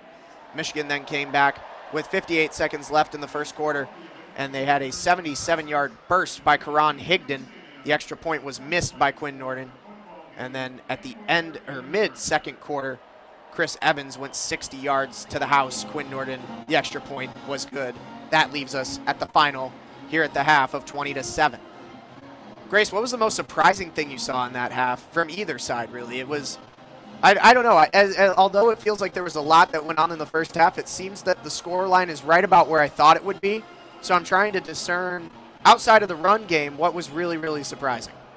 I was personally surprised about the fact that Minnesota was really passing toward their number 1 target was, let me get his name correct, number 25, Philip Howard, instead of their number 6, Tyler Johnson, who in the past has been their number 1 target.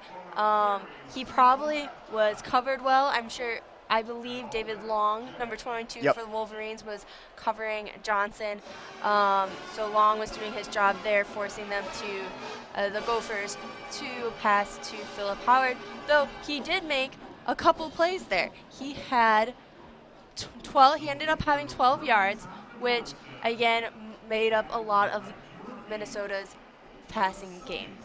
And Philip Howard has 2 receptions for 41 yards. He also had a couple jet sweeps, 3 carries for 12 yards, and was really one of the big offensive weapons for Minnesota in the first half. Rodney Smith, their star running back, unable to get anything going, really. 10 carries for 27 yards. He did have that 10-yard touchdown run, but if you take that off the list, then he's got 9 carries for just 17 yards, and it looks even all the more unimpressive. As we have the Michigan band performing the halftime show here. Going to take a moment to go around the league here on college football and give you some score updates throughout the day. We'll give you the Big Ten first and then reroute back to the top 25. So starting back at the noon games, although this game finished a heck of a lot later than noon, the Michigan State Spartans, ranked 24th coming into the weekend, upset the number 7 Penn State Nittany Lions in East Lansing by a final score of 27-24. That game was delayed for almost 2 hours, if not a little more so, by lightning, as we were also delayed by lightning here in Ann Arbor at the start of this one. Michigan State hit the field goal as time expired for the win. They advanced to 7-2, 5-1 in Big Ten play. Meanwhile, Penn State, who dismantled the Wolverines 2 weeks ago, have now lost 2 in a row. They are at 7-2, 4-2 in the Big Ten. If Michigan wins tonight, they are tied with Penn State in the Big Ten standings, although Penn State would have an advantage on tiebreak. Minnesota is currently here in the Big House, down 20-7 to Michigan. Wisconsin, number 9, struggled in the first half, but woke up in the second, beat Indiana by a final of 45-17. That one at Indiana. Purdue beat Illinois by a final of 29-10, courtesy of 194 yards through the air from David Blau and 85 yards and a touchdown from DJ Knox, the running back. Rutgers, who Michigan beat 35-14 here in Ann Arbor last week, defeated the Maryland Terrapins, Michigan's opponent next weekend, by a touchdown, 31-24. That one was in Piscataway.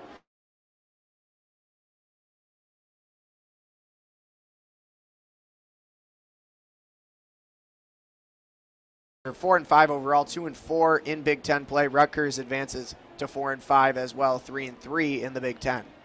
And then an overtime fiesta in Lincoln, Nebraska, as the Northwestern Wildcats beat the Nebraska Cornhuskers by a touchdown as well, 31-24. Northwestern advances to 6-3, 4-2 in the Big Ten. Nebraska 4-5, 3-3 in conference. Clayton Thorson for Northwestern had a big day, 243 yards through the air for leading the way for the Wildcats. And just checking up on a few other games, Notre Dame beat Wake Forest 48-37, outscoring them Wake Forest in the second quarter 24-7. Notre Dame is ranked number 3 and also has a Heisman candidate, as everyone is raging about. I believe it is Josh Adams, a running back, who has been very effective, especially in their game last week to NC State. And coming to NC State, Clemson, ranked number 4, and number 20 ranked NC State, played today in their in-state, in their huge rivals, not in-state, my bad. And Clemson just squeezed out a win there, 38-31. Very close game, but in the last drive, NC State was unable to score. And that's the second year in a row that the Wolfpack just barely fall to Clemson, and that keeps Clemson's playoff hopes alive at 8-1. It does. Always a huge game for them, as it seems to be a rowdy crowd, and you never really, again, with those rivalry games, I know we said this a lot for the Michigan State game, you really never know what's going to happen, even with rankings going into that. Also, the college game day, ESPN College Game Day, was at Oklahoma State today, and Oklahoma State, ranked number 11, was playing Oklahoma, ranked number 5. Oklahoma got the win, 62-52. Another high-scoring game. And as we look forward now, let's bring it back to the big house here, Grace, as we look forward to the second half. How does Michigan continue their success, build on what they've been doing in the first half against the Minnesota Golden Gophers? I believe that the Michigan offense really has been targeting those rushers. So, you have Evans and Higden have been really impactful in getting Peters out of the pocket. He did get a little rattled, I feel, when he was hit hard on a play to, I believe it was McEwen. Do not quote me on that, McEwen. So their running game is solid. I don't see anything wrong with going there. Actually, in fact, it's a decent lead. The Wolverines have a decent lead with leading the Gophers 20-7.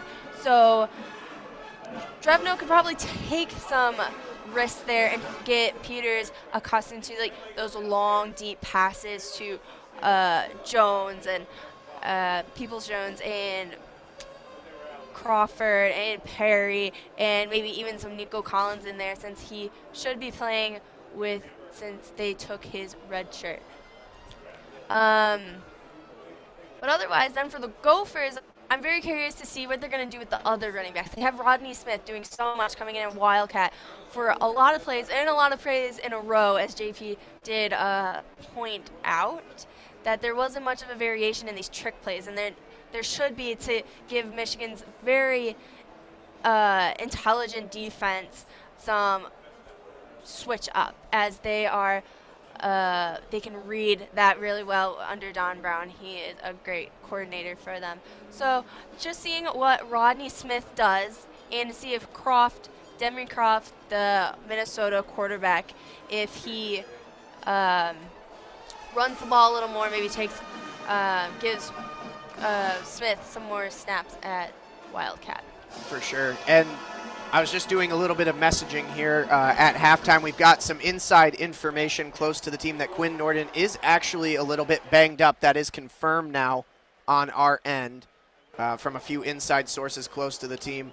Not necessarily sure what it is, something in the lower body perhaps, but again, that might be a contributing factor to why he missed both a PAT and, you know, a 48-yard field goal is understandably difficult no matter healthy or not. Missed that as but well. not by his standards. Again, hit the 55-yarder that everybody instantly fell in love with him back in the Florida game. But, again, just different conditions. That was under dome conditions. This is outdoors. It's pretty chilly trying to get warmed up out there. And then, again, you add in whatever injury troubles he may be having on top of that, and it just becomes all the more difficult. Especially if it's a hamstring, quad, kind of anything lower body, it's really hard to keep warm, especially in this. So hopefully he is keeping it warm on the sidelines. Looks like the Minnesota players are down in the tunnel, getting a little bit excited here, getting ready to come back out as the halftime show here is wrapping up. They had a really good big band show here for once at halftime. They brought in a band to play alongside the marching band. They did some Sinatra, a little bit of the big band hits. There was one trumpet guy down there that I heard while you were giving your analysis a minute ago that was just awesome. Just rocking that trumpet. I was paying attention to you while watching the big screen with trumpet guy over there. I just like to listen to myself speak anyway. So. Hey, don't worry, so do I. That's why we're on radio. That's why we do what we do, exactly. Well, that's why I'm on radio, and that's also why I have a face that was made for radio. So, as my parents would say, when I was little, they had to tie a pork chop around my neck to get the dog to play with me. Oh. 8 minutes remaining here in the halftime show. 20-7 your halftime score between the Michigan Wolverines and the Minnesota Golden Gophers. You're listening to Michigan football coverage on 88.3 WCBN FM Ann Arbor. Again, a big thanks to our in-studio engineer, Max Cohen. Grace Boyles alongside Jeremy Parks. As we mentioned, Grace Boyles, the first female broadcaster in the history of WCBN sports in the football realm. Happy to have her on board tonight for the duration of the game. I'm more than happy to be here, hopefully working out some of the hiccups. I'm still learning, so it's been, you had a very good first half. Fans, please be. if we didn't have a halftime show, I would have told you this off air, but you did do a very, very good job in the first half for this being really your first true like big football action call. So I'll tell you guys what. I was on the phone with my dad, a varsity football coach, for about 2 hours earlier today, and he was making me watch some of the football games today and tell him what the defense was doing and gotta so watch on some and so film. forth. That's a good dad right there. A dad that makes you watch film. Oh, loved it. Now he's already planning for me to come home at Thanksgiving and putting me through a week-long boot camp in a film room. Well, you can give him the whole breakdown of the offensive line, popping open those A-gaps all night for Karan Higden and Chris Evans. It's been that kind of night for Michigan. Absolutely. And I'm learning what packing the boxes. And, yep, there you go. You know, the blitzing is really only by linebackers.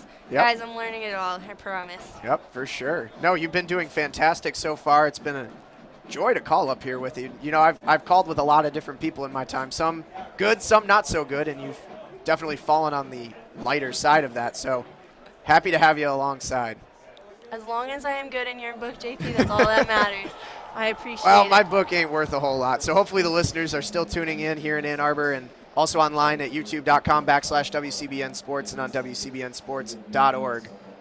Always happy to have you along for the ride.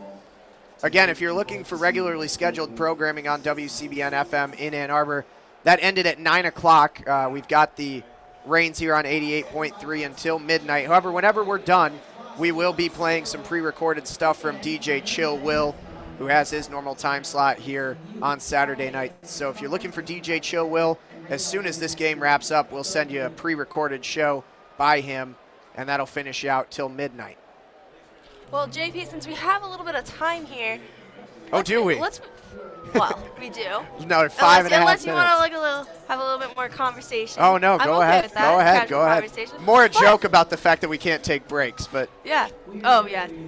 Too bad we're not sponsored. Yeah, exactly. Well, we are actually. We have faces for radio. Now, how can we get sponsored? As of this week, I would love to throw in here that we are currently with a new underwriting source, which is big for us. So Not only is it Michigan football on WCBN Sports, Michigan football on WCBN Sports, sponsored by Underground Printing here in Ann Arbor. Dig up the best deals in town at the Underground Printing. That was clever. Have you been working on I that? like I it. liked I it. like it. Yep. I liked it too. It's almost as good as last year's one-day sponsorship with Chi Chi's Salsa that we had. I do remember that. Chi Chi That was a good Salsa. weekend.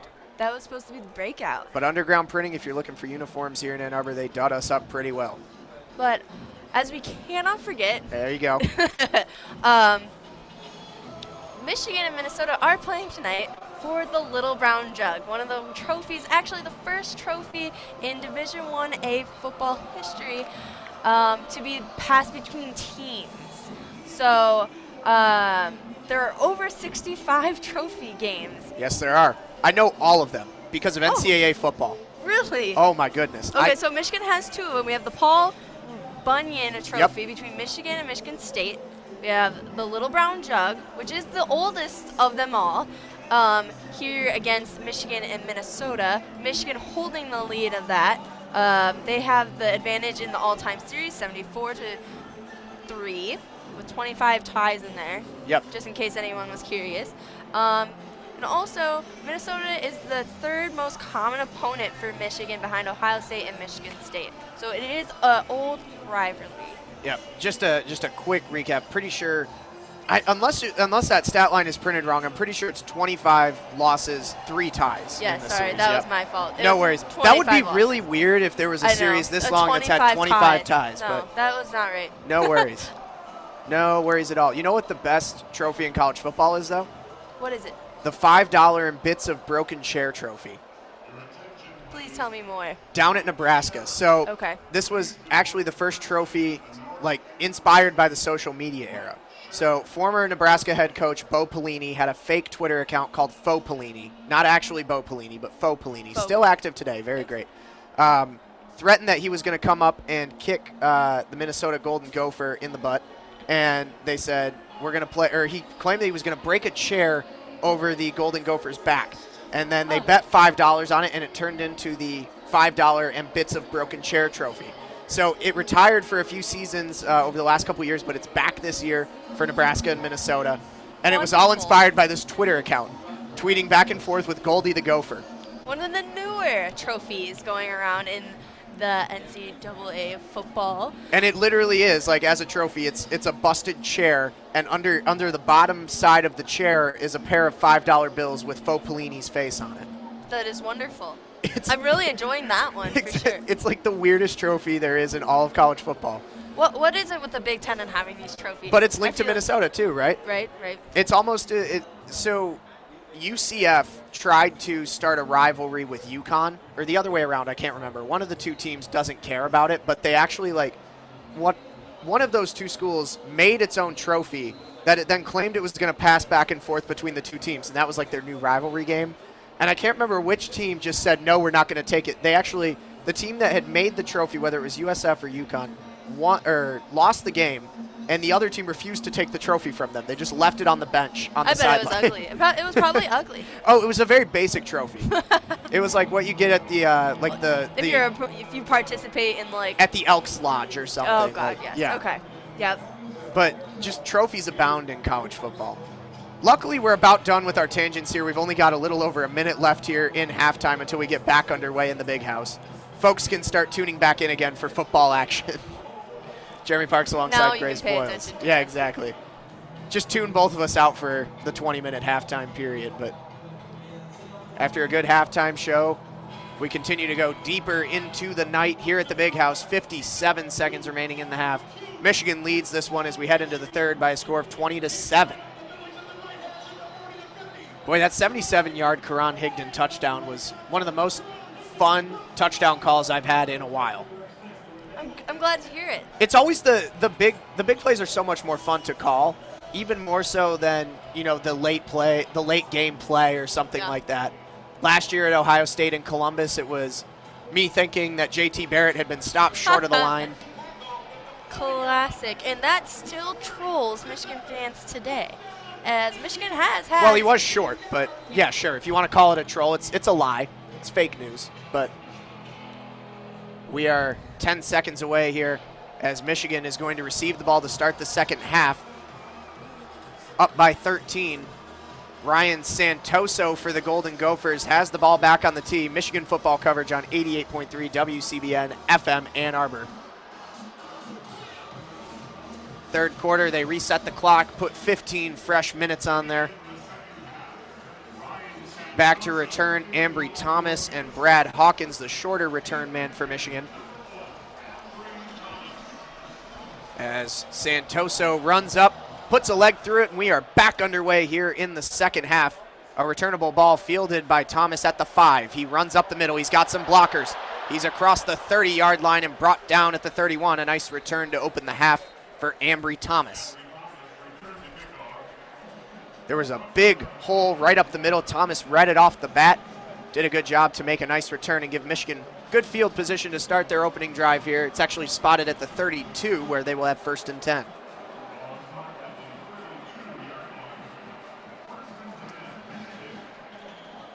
Nico Collins checks into the game for the Wolverines. We've seen him a couple times so far tonight, has not been targeted yet. Again, a receiver who burned his red shirt earlier this season. Probably affected by Tariq Black going out. Yep, Brandon Peters under center. First play of the half is a handoff. Plowing up the middle is Chris Evans, and he is brought down at the 35-yard line, or Karan Higden again, I should say. Sorry, Michigan, all these running backs with 2s to end their name or their numbers. Chris Evans, number 12, Karan Higden, 22, and Ty Isaac, 32.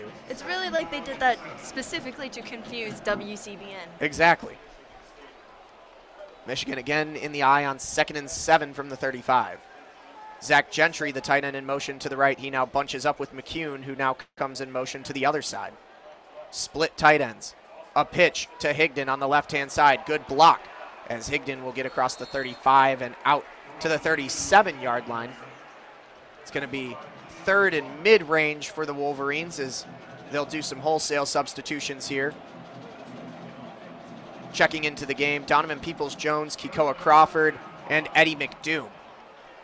And you know what? I'd possibly like the Eddie McDoom jet sweep here. We haven't seen it yet tonight, but that has always been McDoom's calling card. Not from the Wolverines, though it is a favorite of the Gophers. 3rd and 5 from the 37.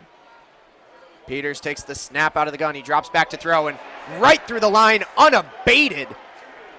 And sacking Brandon Peters is the linebacker, Cashman, for the Golden Gophers. And that's going to end the Michigan drive early. He came right through the A-gap with nobody there, had plenty of room, untouched, and a sack will end the drive early. Peters did not see that coming. That was one of his bigger hits since starting. And that's going to leave Brad Robbins out to punt for the Wolverines, just the 2nd time he's had to come out tonight. And back to return for the Golden Gophers is Heimluski. Robbins puts a boot through it. Fair catch called for at the 36-yard line, and it's hauled in by Heimluski there, and that's where Minnesota will start their first offensive drive of the half, down by 2 touchdowns.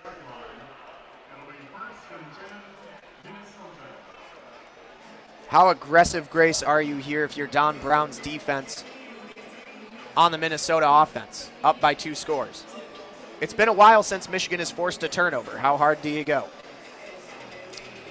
Don Brown's defense has had some time to rest, so I'm curious to see how full out they come, as they are very aggressive, always in there trying to get the quarterback, Khalid Hudson. So I say they won't let up. First play out of the gun is Demery Croft dropping back to pass, flushed out of the pocket. Flag is down. Pass is completed out in the flat for Minnesota to Rashad Still. And he gets close to the first down marker, but we'll check the penalty flag here. Personal foul.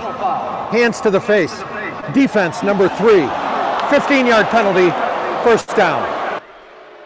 And that is on Rashawn Gary of the Wolverines, and that will push the Gophers 15 yards upfield and give them a fresh set of downs on the illegal hands to the face call.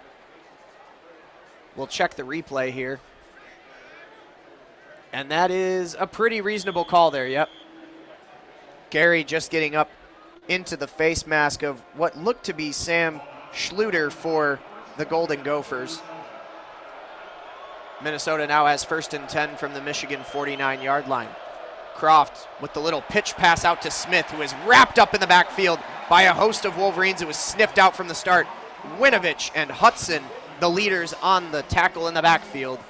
2nd and 12.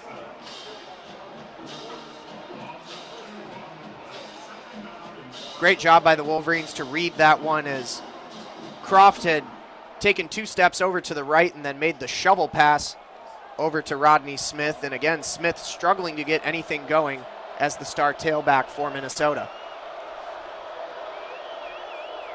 Now on 2nd and 12 from the Minnesota 49. Croft drops back, flushed out of the pocket.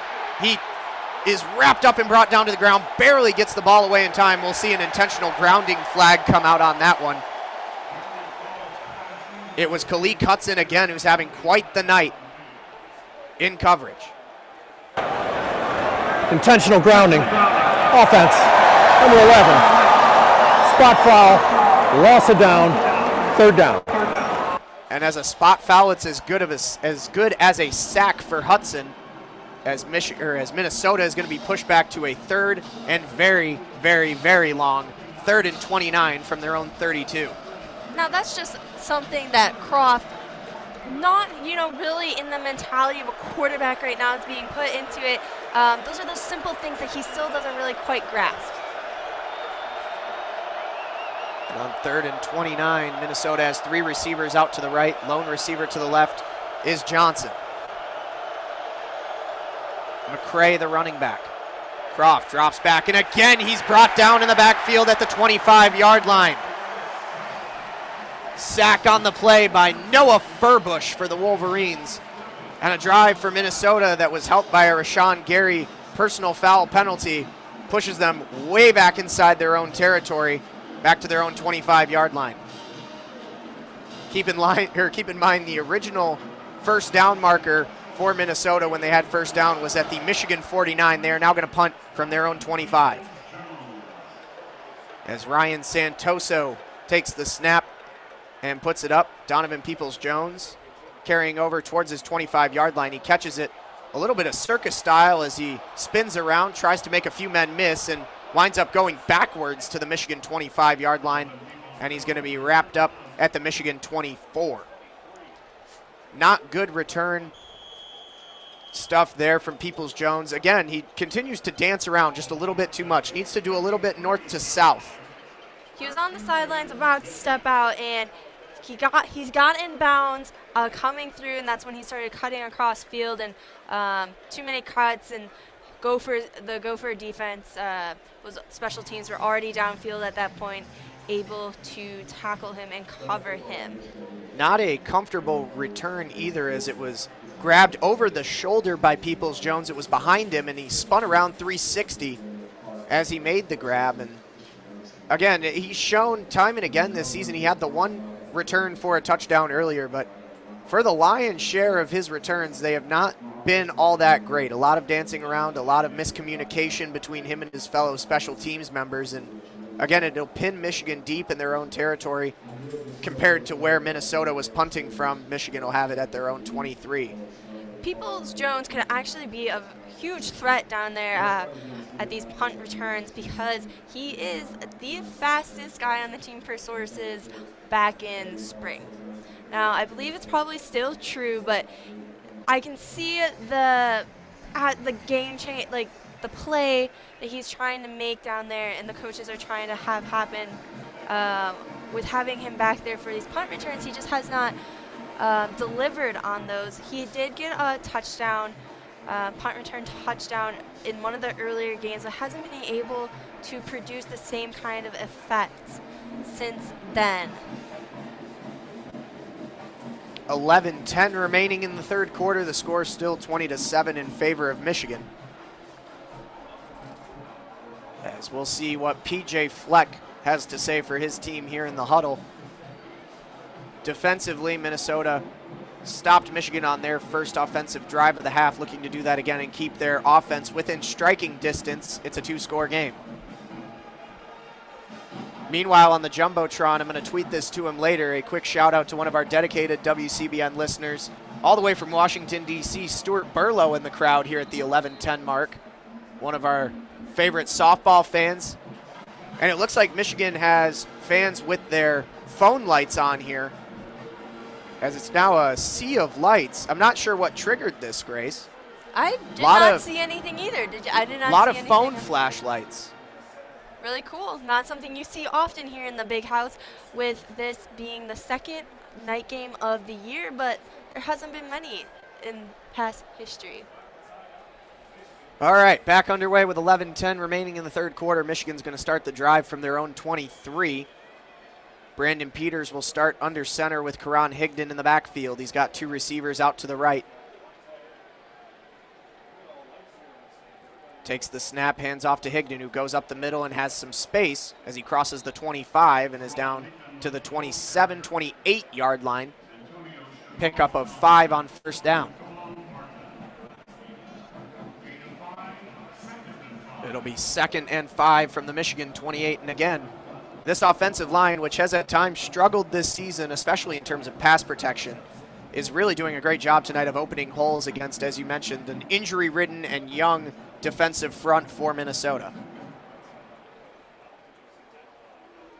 2nd and 5, Michigan will line up in the I, as now it turns into just the lone tailback with some motion out to the left. It's a jet sweep to Eddie McNoom as he bounces around on the right-hand side, breaks a tackle, but is going to be wrapped up at the line of scrimmage for no gain.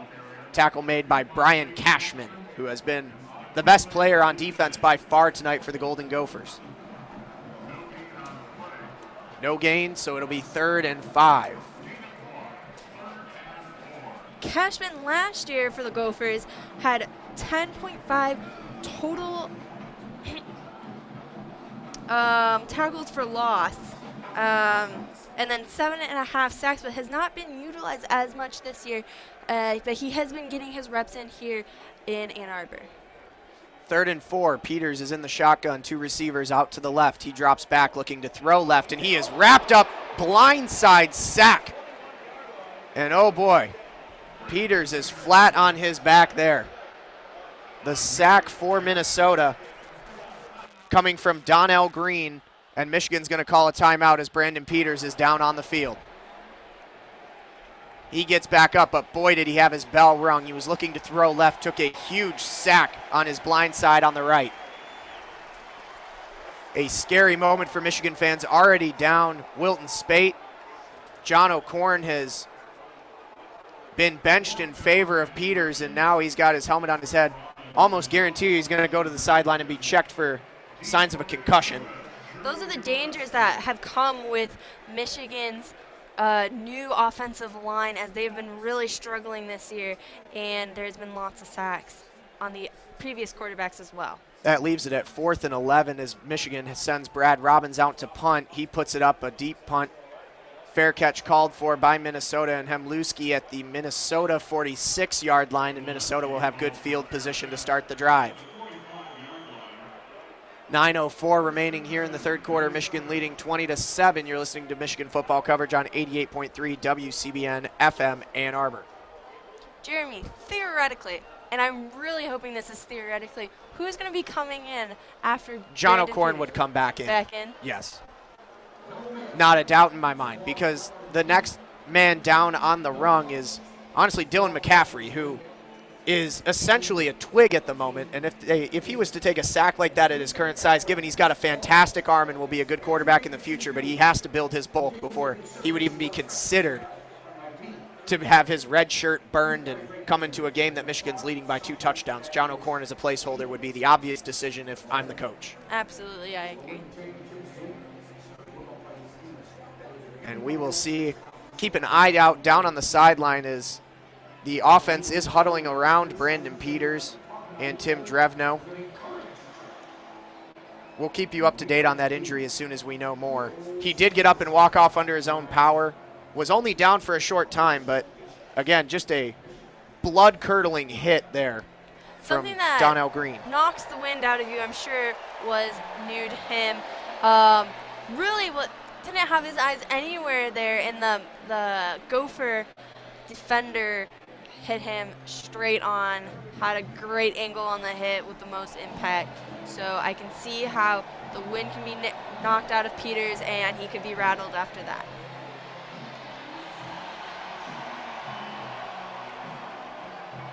The crowd here still relatively hefty in size. I'm going to guess when they come out with the attendance number here later, they'll say around 110, 111,000 as they normally do. But again, the top 15 to 20 rows of the student section emptied out.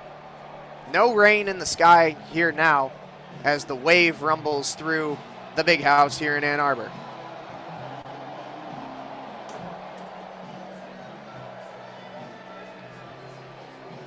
Keeping an eye down on the sideline, looking for Brandon Peters. We will check all of our sources and keep you up to date.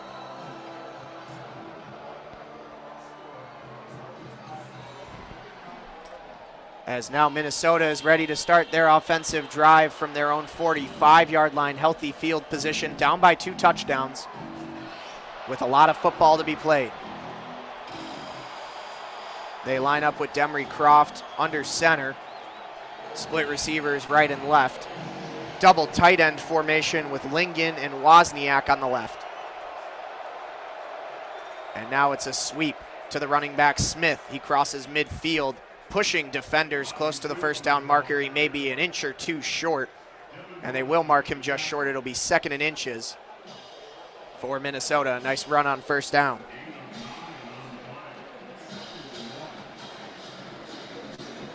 Second and 1. As Minnesota will return to the same formation, this time sending the double tight ends to the right side of the line. And again, Smith in motion. The handoff is to McCray as he crosses the first down marker and gets down to the Michigan 42-yard line.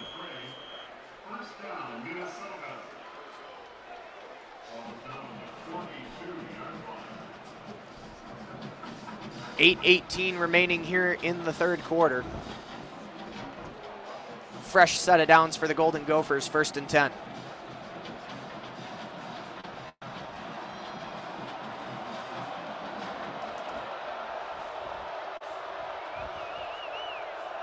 Croft takes the snap, gives the handoff, fakes. He's rolling out to his right. He's being chased by Winovich. He throws the ball up and out of bounds. Good pursuit by Chase Winovich as the pass falls incomplete, 2nd and 10. Going back to the Brandon Peters injury, it looks like on the replay it was Cesar Ruiz who got crossed up on the line and allowed Donnell Green to get in unabated and level the hit on Peters. A rookie mistake from a rookie. And that may be why we haven't seen Ruiz that much on the line so far this season. 2nd and 10. Croft is in the gun, 2 receivers left, 1 right. McCray is his tailback. He fakes the handoff. Kalik Hudson nearly had the sack. Now he's in pursuit from behind. He's got it. It's a fumble. Gathered by Chase Winovich. It's Michigan football. Almost a sack behind the line for Kalik Hudson.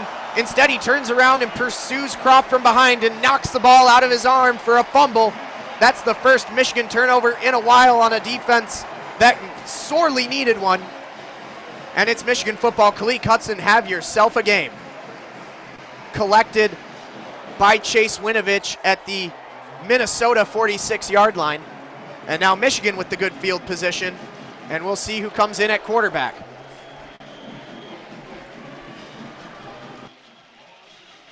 Deep into the huddle, Michigan now in the stack train formation. It's Brandon Peters. He is okay after the hit. They line up in the eye. Hefty set, fake the handoff, looking to throw. Peters pass just short, incomplete. He was looking for Khalid Hill out in the right flat, and it'll be 2nd and 10. Couple exciting moments there. Brandon Peters back in the game, and the fumble recovered by Chase Winovich, forced by Kalik Hudson. Michigan back in the driver's seat here with some momentum. That is a man play. 2nd and 10 from the Minnesota 46. Single receivers right and left. Karan Higden in the backfield. He gets the handoff, has a big hole, crosses the 40, crosses the 35, and is out to the 31-yard line. A 15-yard pickup for Karan Higden. And, you know, every time Brandon Peters goes to the air, you can't forget that Karan Higden is close to a 200-yard day right in the backfield. That will put him ever closer. He is now at 188 yards on the ground in this game. First and 10 on the Minnesota 31. Two receivers to the right. It's McDoom in the slot. Peoples-Jones out wide. The snap. Handoff to Chris Evans. He goes left. He has a little bit of room. Cuts up and gets to the 25-yard line. Going to mark him out of bounds actually at the 26, so a gain of 5.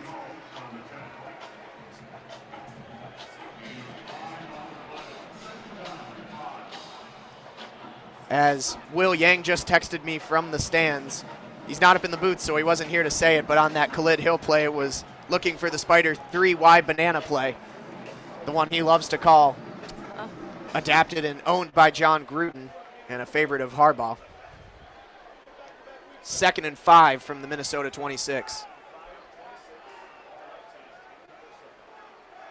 Nico Collins, the lone receiver out to the right, is in motion. The handoff is to Chris Evans as he goes across the line and is met at the line of scrimmage, but pushes forward for about 3 yards down to the 23-yard line. Pickup of 3. It'll be 3rd and 2 for Michigan here. What are you looking for, Grace, on 3rd and short? I'm looking for Higden. Higden will probably take it up to the first down. They just put in Zach Gentry, another tight end, able to block, so they're going to hold the Gophers at the line. 3rd and 2. The handoff is to Higden. He bounces to the outside, and he gets the first down marker across the 20-yard line. Marked down at the 19, trying to pursue on the tackle for Minnesota. I believe it was Jalen Waters looking to make a play and unable to do so. Michigan gets the first down, and they are into the red zone at the Minnesota 19 with a fresh set. Trying to advance on a 20-7 lead with 5:33 and ticking remaining in the 3rd quarter. Heavy set I formation. Zach Gentry, the tight end, in motion to the right. The pitch to Karan Higden. He's got a couple blockers on the right-hand side. He pushes forward close to the 15-yard line, brought down at the 16. A pickup of 3 on first down. Koji laid out for that block for Higden. Paid off with a gain of maybe a yard after the block, but it helped. Minnesota trying to keep this a 2-score game. The field goal game a little bit suspect at the moment for the Wolverines. Trying to put it to the house. 2nd and 7. Donovan Peoples-Jones, the lone receiver to the left. He comes in motion tight into the slot. The handoff is to Evans. Pushes forward into the line. He's going to get nothing. Might have lost a yard on that play, actually. Instead, they leave him right at the 16. It'll be 3rd down and 7. The Gophers have on the line Steven Richardson, number 96. He's a senior, and he's actually a great nose guard. Has not done a ton this game. I maybe haven't heard his name a ton, but he has been a very effective player for the Gophers over the few years, and he's really underrated in the Big Ten. 3rd and 6, trip receivers to the left. Peoples-Jones to the right.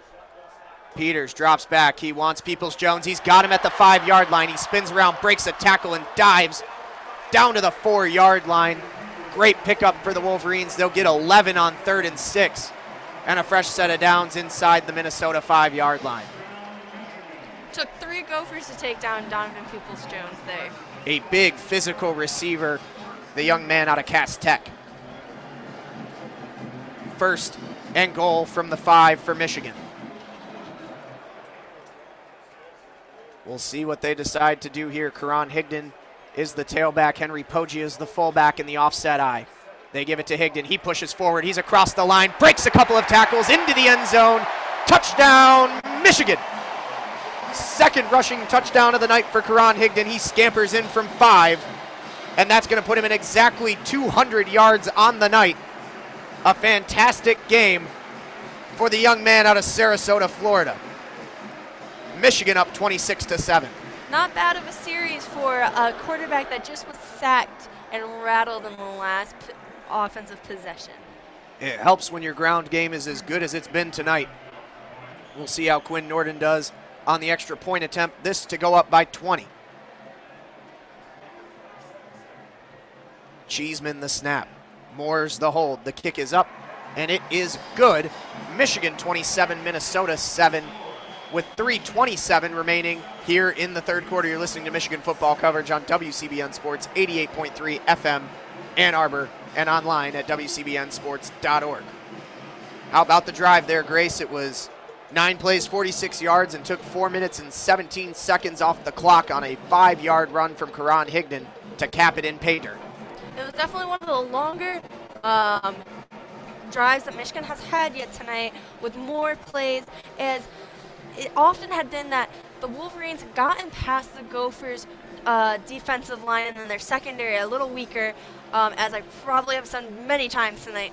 But it's true, it's a big factor having a young and injured team.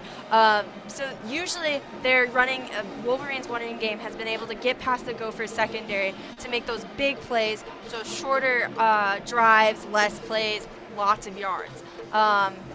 So this was one of those times, one of those drives where it was 9 plays, 46 yards. It took a little time, but the Wolverines came in for a touchdown based on their running game mostly, and that's no surprise from tonight.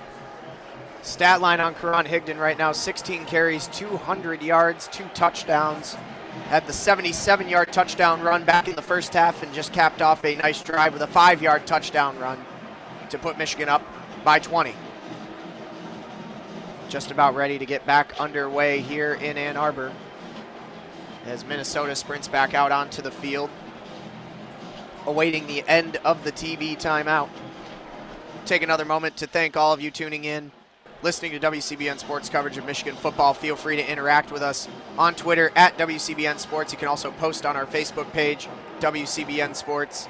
Always available for your feedback. We appreciate the positive feedback already left earlier tonight.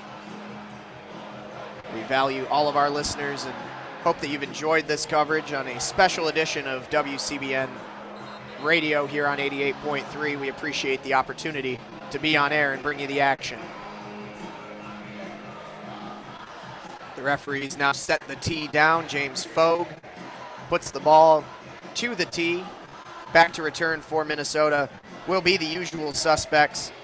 It'll be the running back Smith alongside either Hemlewski, depending on the setup, or Shannon Brooks. Looks like Shannon Brooks is the short man alongside Rodney Smith.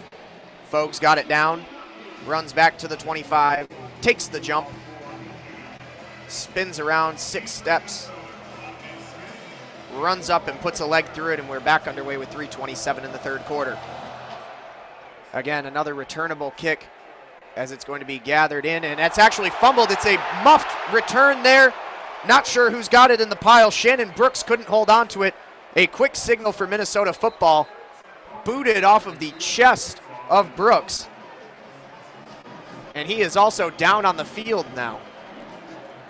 There's quite a scramble for that fumble, as it was not necessarily proven that Brooks had control of it.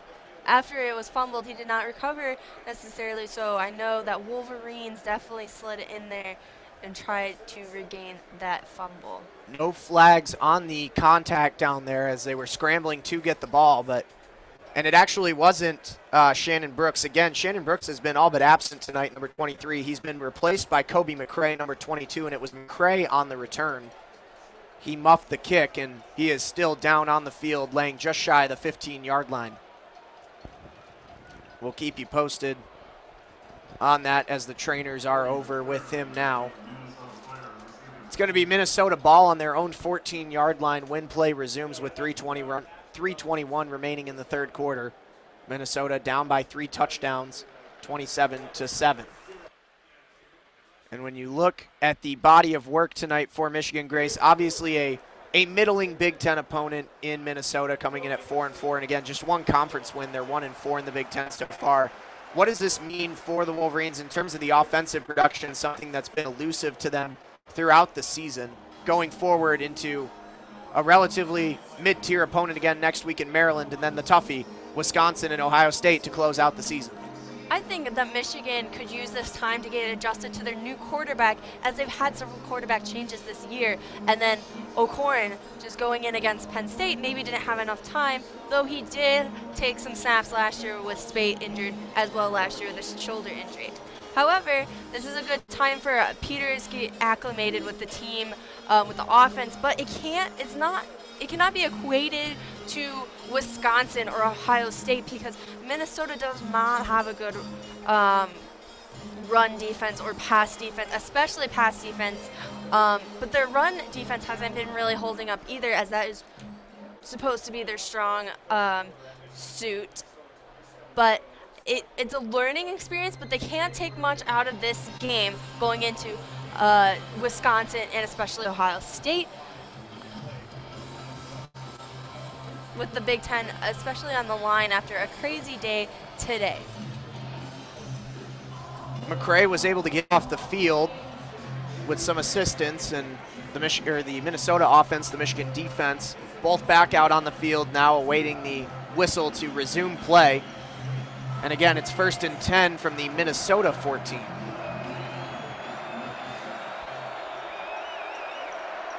Croft is going to start in the shotgun with 2 receivers, 2 to his left, 1 to the right. Johnson, the lone receiver, on the right. Again, another little pitch play to Smith. He's wrapped up in the backfield by Noah Furbush and brought down for a loss. Going to be a loss of about 4 on the play. Make it 5, 2nd and 15. The ball now on Minnesota's own 9-yard line. This is inching into scary territory for the Gophers. You don't want to get too far back there, especially with the amount of sacks the Wolverines have had tonight. 2nd and 15. Same formation for Minnesota as Croft looks to the sideline. And now takes the snap. He drops back. He's looking to throw. He's under some pressure again. Coming in pursuit is Furbush. He hits him as he's thrown and gets the ball out to the sideline, incomplete. As Demery Croft was taken down as he threw in the shadow of his own goal line. It'll be 3rd and 14 after the incomplete pass. Croft had pressure coming in at both sides with Khaleke Hudson on the with Khaleke Hudson and Furbush coming in on the other side. 3rd and 14 from the Minnesota 10. Michigan trying to pin them deep in their own territory and force the punt. 2 receivers left, 1 right. Smith, the tailback, and now they switch. It'll be a direct snap to Rodney Smith.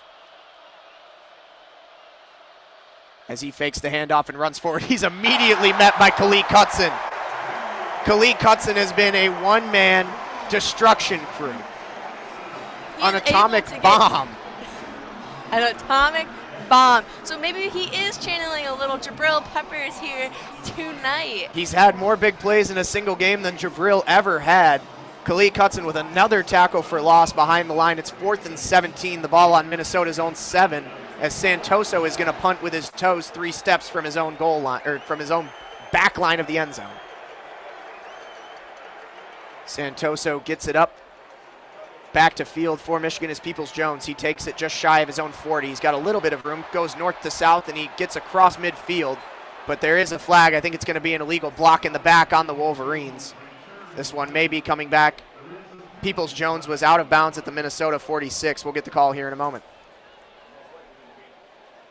The referees are going to conference. It came down right as Michigan made a block shy of midfield. And they are pointing to Michigan. Here's the call.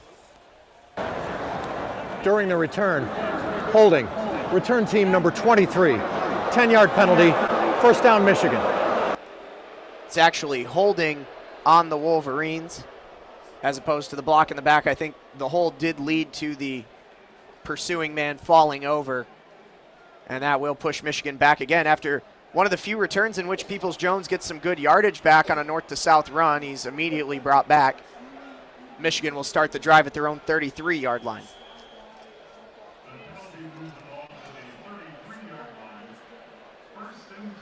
First and 10 for Michigan. Peters will start under center. Kekoa Crawford out to the left. Eddie McDoom to the right. Higden, the tailback.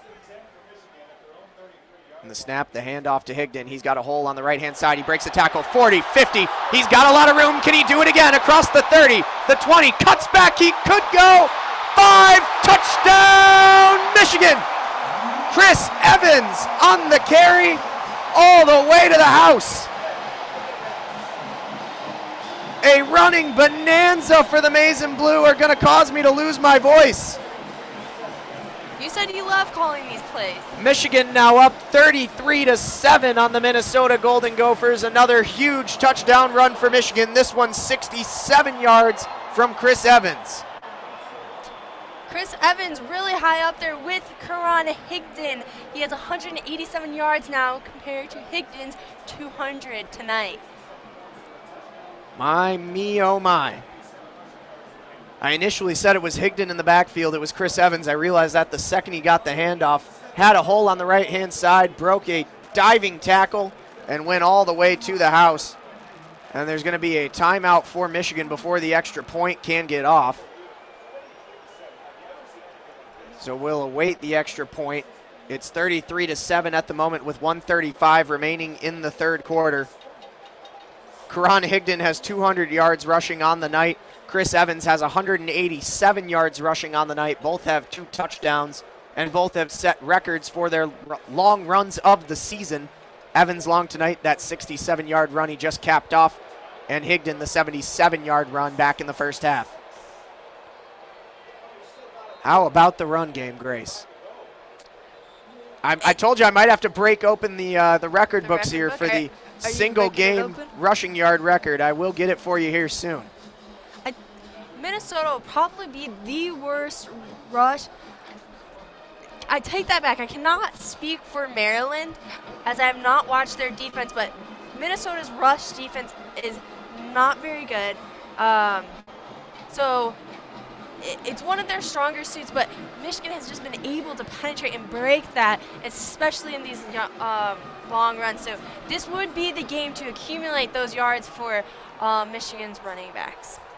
And now we are ready for the extra point. Michigan's going to go for 2 here. And they give the handoff to Evans as he bursts forward and he gets across the end zone. No, he doesn't. They're going to call him short by about half a yard. Michigan went for 2 to try and make it 35-7 and advance the lead to an even 28, as that's what the card called for. But yeah, Evans is short by about half a yard. They may take a look at it. It's pretty close. We'll see if they decide to review it. Right now it's 33-7 after what was called on the field, a failed 2-point conversion attempt. And there will be no review. Previous play is under further review. There will be a review. The ruling on the field was that he was short of the goal line. Grace, anything that you can add there as you see the replay here in a moment on the big screen at the Big House? It was a 67-yard touchdown run from Evans. He tried to cap off with the 2-point conversion. I'm sure they did. I'm sure Wolverines pulled a 2-point conversion there because Norden, probably saying that wrong all night, but I apologize to his family, is not feeling up to it, especially as it gets colder, as this night game goes on. And from our angle up here, I really could not tell if he was over that line. As you said, Jeremy, he was about half a yard short. He definitely reached for his upper body, crossed the goal line, but his knee might have been down a half a yard short. And just watching the replay, not a great camera angle. Yeah, I don't think there's a whole lot. I think his hip there. was down, actually. Yeah, his hip hit right at about the 1-yard line. The ball was not across the goal line, so don't think that Michigan will get the call overturned, and here we go. Review, the ruling on the field stands as called. The try is no good. And there you have it. So we will stay at 33-7 here at the Big House. As time winds down in the third quarter, Michigan will now kick it back off. 366 rush yards on the ground so far tonight.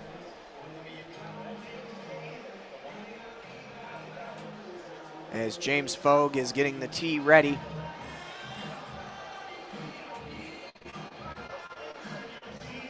New man back to return for Minnesota after McCray was injured on the last return when he muffed it. The new man is Eric Carter, a redshirt senior wide receiver, 5'11", 193 pounds. He'll be paired up with Rodney Smith on the return.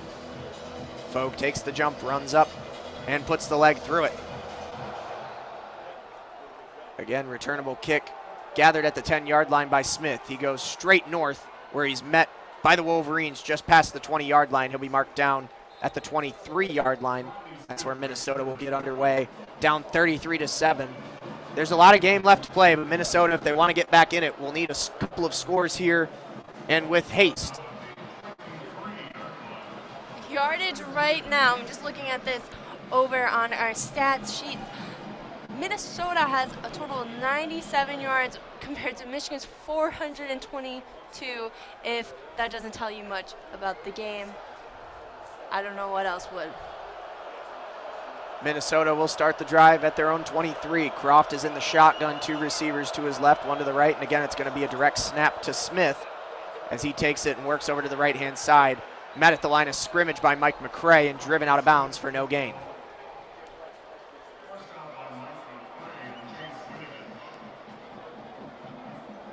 It'll be 2nd and 10 now for the Golden Gophers, who have had nothing going here in the second half, as there's only 1 minute and 20 seconds remaining here in the third quarter.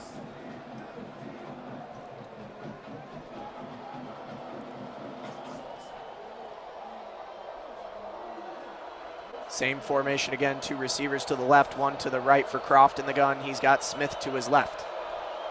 Now looks to the sideline. Smith shifts to the right and fakes the handoff, looking to throw is Croft, and again he's going to be flushed out, and he's taken down from behind. The sack made by guess who? Kalik Hudson. Can you believe the game that Kalik Hudson is having here tonight? It is incredible, truly incredible. It is that breakout game that he needed this year. Oh my. He, in the Wolverines spring game, I believe he was the number 3 draft pick when they did their little draft for the inter-squad scrimmage.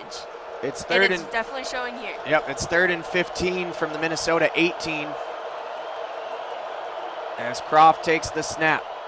They give the handoff to Smith, and he plows forward. He's pushing a few tacklers back to the 20-yard line. He'll get about 2 yards back, and flags fly after the play with unsportsmanlike conduct. And now there's a fight. A glob of players right at the 20-yard line where the play ended. A lot of frustrations out there, a lot of pushing and shoving, hands in the face, and now the coaches are running out to try and separate the players. There's going to be some stuff to sort out here after the nonsense as the teams are finally separated and heading back to the sidelines. Mike McCray is still walking towards the Minnesota team, walking back to their sideline. PJ Fleck not happy with his players. Jim Harbaugh the same. It looked like Josh Metellus was in there and very riled up. He has been kind of involved in a few, especially at the Michigan State game, a few scruffs like this, a little hot-headed possibly, but he looked to be fairly involved in that. There are fouls against each team. Unsportsmanlike conduct. Offense. Oop, the referee mic has gone off. Number 73. Defense. Unsportsmanlike conduct, number 14. Both of those players are disqualified from the game. The penalties are offset. And that is rare for Fourth down. That is rare for a first unsportsmanlike penalty of the game. There must have been some kind of hands thrown between the 2 players. It's Donnell Green who is ejected for Minnesota, and Josh Metellus is ejected for Michigan. Trying to watch the replay and see what happened. It was, again, the run stuffed on 3rd down. It's 4th and 12. Minnesota will have to punt, but Donnell Green will head to the locker room. Don Brown on the sideline, not happy with Josh Metellus. We'll double check on that again in a minute after the punt. And now whistles blow across the field. It's the end of the 3rd quarter. End of the 3rd quarter, and Minnesota will punt from the opposite side of the field on the other side of the break. Heading into the 4th, Michigan leads 33-7. You're listening to Michigan football coverage on 88.3 WCBN FM Ann Arbor. Again, folks are saying, I'm reading Twitter right now, the Michigan Twitter, trying to figure out what happened on the play. Not a lot sure what happened with Cannell. Again, Cannell did not physically, or should I say Metellus, Not sure. Metellus apparently did not physically reply back to Donnell Green, who apparently threw a punch at Josh Metellus after the play, and that is why Green was ejected. And again, you can be ejected for verbal abuse. And that's a very strong possibility. At the end of this game, I'm sure the referees want to keep it a clean game, especially after that scuff right there that involved many players as they're trying to separate them. It could have been the referee just trying to set an example for the rest of the game. And I'm just going to go off of my game notes here as well. Donnell Green was the most experienced and most vaunted member of the Minnesota offensive line, which has struggled mightily against Michigan so far tonight. So, if anything, an even bigger blow for Minnesota, a team that has struggled to stop Michigan's run game at every opportunity so far tonight as we head into the fourth quarter. It's definitely not a help for the Gophers as Green is ejected. Not sure, again, I still have yet to see any reasoning behind why Metellus was ejected. He must have said something that the referee heard that he must have deemed so inappropriate that he was kicked out of the game, but there was no physical response, even though Donnell Green did throw a punch at the helmet of Josh Metellus, and that is why he was ejected. Let's go back to Kalik Hudson here. I was going to give you his stat line right before the punt, and then we got sidetracked. Overall tonight, 10 total tackles. 9 of those have been solo, 2 sacks, 5 total tackles for loss, and 1 forced fumble.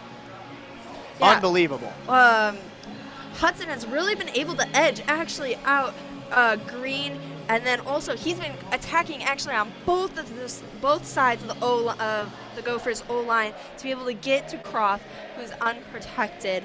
Been able to get around the tight end, and then also Lingen. So sorry if I mispronounced it. Yep. Lingen. And then Green. So having Green leave the game surely will not help. It probably but it will help Kalik Hudson's stat line. Another point of clarification for Josh Metellus. I'm going to double check on this. I know it's for sure a rule with targeting. If you're ejected in the second half, you also sit for the first half of the next game. Not sure if that's the same for an unsportsmanlike ejection. We'll double check on that, but if so, Josh Metellus will be forced to sit the first half against Maryland in College Park next weekend. Which would be a huge loss to the Wolverines. And so it was actually a punch thrown by Donnell Green on Tyree Cannell. Just came right across his face mask. And still no word on where Josh Metellus was in that play, but now we are ready to resume play at the start of the fourth quarter. Minnesota will punt with Ryan Santoso standing on his 5-yard line. Donovan Peoples-Jones standing just over the Michigan 40. Again, almost blocked by Kalik Hudson. The punt will drop at the 40 and bounce. It's gathered by Peoples-Jones, who moves around to his right, cuts back to his left, has some room, cuts across the 40, breaking more tackles, across and down close to the 45-yard line. Best return of the night for the punt returner, Donovan Peoples-Jones. Something that we have probably been criticizing, or at least critiquing tonight, is Donovan Peoples-Jones' returns, and that was a solid return. If the Wolverines could get more out of Jones there, that would be great going into the rest of the season as well. And now Michigan will start at their own 44-yard line, up 33-7 with 14:46 to play. Brandon Peters will start the drive under center. Split receivers right and left. And there's movement on the line and flags fly. We'll get you the call here in a moment. False start. Offense. Number 76. 5-yard penalty. Still first down. And that is another penalty on Juwan Bushell-Beatty, his second of the night. And that will set Michigan back 5 yards to 1st and 15 on their own 39. They will go with the same formation. And Spate throws a screen pass out to the right, or the left-hand side, I should say. It's gathered in by, I believe, Mo Ways out on the left-hand side. Mo Ways, who has gotten his jersey called out, has not come out on a single play yet so far tonight and gets a little bubble screen pass on the first target for him. It is no good. Good for nothing, I should say, no yards. 2nd and 15, again from the 39. Two receivers to the left, the tight end McCune now in motion to the right, I formation. And it is a pitch play to Chris Evans on the right-hand side. Minnesota has this one sniffed out. Evans breaks a few tackles, though, and is able to almost get back to the line of scrimmage. They nearly had him blown up in the backfield for a loss of 4, but he's only going to lose 1. It'll be 3rd and 16 now. Not a good offensive drive here from Michigan, as they have 3rd and long. And maybe again here, Grace, another opportunity for Brandon Peters to try out his arm for some distance. I don't see why not. It would be a good opportunity. They have a lot of cushion with the score. Mo Ways splits out wide to the left. Kekoa Crawford in the slot. Eddie McDoom, the lone receiver, to the right. Now McDoom comes in motion. And it's a targeted screen, but unable to find him. And the pass is simply tossed out to Chris Evans, who is wrapped up behind the line of scrimmage on the check down throw from Peters for a loss of another yard. It'll be 4th and 18. And that's Michigan's worst offensive drive of the night. A waste of the good punt return from Donovan Peoples-Jones, as now Brad Robbins will come out again. And back to return for Minnesota is Hemlewski.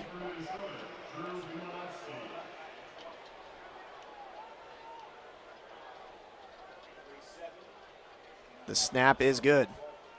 Punt is up. It's a high, booming punt, waving for fair catch at the 20-yard line and hauled in at about the 17 by Hemlewski. And that is where Minnesota will start their drive with 12:44 remaining in the 4th quarter. You're listening to WCBN Sports coverage of Michigan football on 88.3 WCBN FM Ann Arbor and WCBNsports.org on the web, as fans now begin to exit the stadium on a cold, wet night here in Ann Arbor. The rain has not been here for a while, but they are about to announce tonight's attendance. Grace, what's your guess before they say? 112,000. That's pretty high. All right. 56. I'm going to go 110 and change. 278th consecutive game of over 100,000. Incredible. I was pretty close on my guess in the pregame at 263. Yeah, 260. Yeah. Close enough. 111,090. I said 112,056. I think I'm closer, for sure. You might have been. Ooh, little voice crack there. Again, I'm losing my voice as we have more and more calls here. We have more and more calls, and it's later and later in the day. Later and later into the day. It's past JP's bedtime here, as we are now at 11:05 p.m. here in the Eastern Time Zone. Chants of Go Blue ringing throughout the stadium. 12:44 remaining in the game. What fans are left, I should say, are chanting Go Blue. The student section is slowly emptying out, maybe about half full now. I was surprised it was as full as it was when when the game got underway. The students definitely rallied for this one, especially with the delays. I know a lot of them had to wait outside in the rain. Our writer had to wait outside as well in the rain. So that doesn't help, especially when it's going to be a late game as well, and it's not going to be over for yet another half hour. Yep, shouts to our journalist in the house as well. Maddie's here tonight on her first game in the Big House. Maddie, thumbs up. Cool experience here in the Big House. Thumbs up. We got all kinds of first times here tonight at the Big House for WCBN Sports. JP, sorry, my brother's JP, but no JP worries. Is surrounded by girls tonight. It's new for me. 12:44 remaining in the game. The teams are back out on the field. Minnesota is going to start at their own 16-yard line. And unless they score here, really, truly running out of time to get back into this one, down by about 4 touchdowns. Single receivers out right and left. Receiver in motion is Mark Williams as he comes to the left, and the first play is going to be a handoff to Smith, who's going to be wrapped up at the line of scrimmage. He might have gotten a half yard there. And they mark him back at the 16, no gain. It'll be 2nd and 10, tackle made by Devin Bush. There has not been a pass by the Gophers since the first quarter, as they have stuck with their running backs, which is not surprising, but they are one running back down short right now.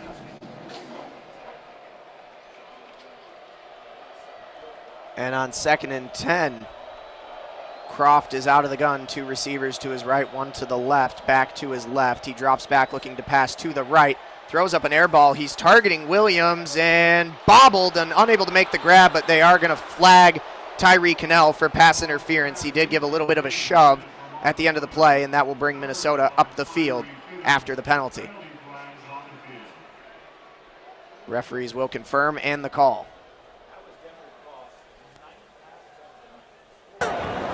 Pass interference, defense number 23, 15-yard penalty, automatic first down. As I said, automatic first down, and that'll move Minnesota up the field. Ball will be spotted at the 31-yard line after the penalty. Worth noting that Croft has really not tried to throw the ball tonight. That was just his 9th attempt. He is now 4 for 9 for 45 yards. Michigan has eliminated the pass game from Minnesota's offense. On 1st and 10, looking to throw again as Croft is flushed out of the pocket. Gets close to the 35-yard line, got about 4 yards. They're going to mark him at the 34. They'll give him 3 yards on first down. It'll be 2nd and 7, and tackled by guess who? Khalid Hudson. He was tracked down by Khalid Hudson from the back. He made it into Hudson and made it into the backfield, and then tracked down Croft as he gained a few yards. 2nd and 7 from the Minnesota 34. Michigan's got 7 in the box. As now Hudson backs off, drops back into coverage. Tight end in motion for Minnesota. The handoff, plowing forward towards the 40-yard line is Rodney Smith. He's going to be short of the first down by about 2 yards. He's marked down at the 39. It'll be 3rd and 2 for Minnesota.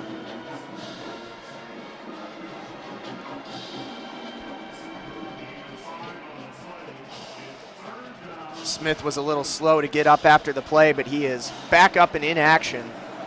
As on 3rd and 2, Minnesota will have Mark Williams split out wide to the left and Tyler Johnson to the right. Smith stays in the backfield. He's carried the ball 17 times tonight for 39 yards. He's carried it 18 times now, and he's going to lose a few on this one as Michigan had him snuffed out and behind the line. Khalid Hudson alongside Devin Bush on the tackle, and that's going to bring up 4th down. We'll see if Minnesota decides to go for it here, if they bring on the punting unit, and they will decide to punt.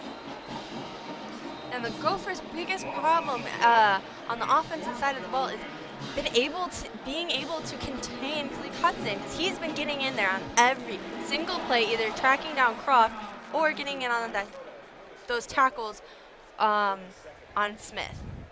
And it's going to be a timeout here for an injury. Michigan has 2 timeouts remaining in the half. Just clarifying Michigan's timeouts. I believe it is Jared Weiler who is down on the 35-yard line. He is sitting up. He has 2 trainers looking at what it looks to be his leg. And that is the starting center for Minnesota. Redshirt junior out of Dayton, Ohio. And if Weiler is then out for the rest of the game, as we do not know for the Gophers yet, this will be the 2nd lineman, the offensive lineman that they are losing, as Green was ejected. And then they only have 2 they have then 2 redshirt freshmen on the line, and then 2 seniors left. And now Jared Weiler is up and is walking back to the sideline under his own power with a pretty heavy limp.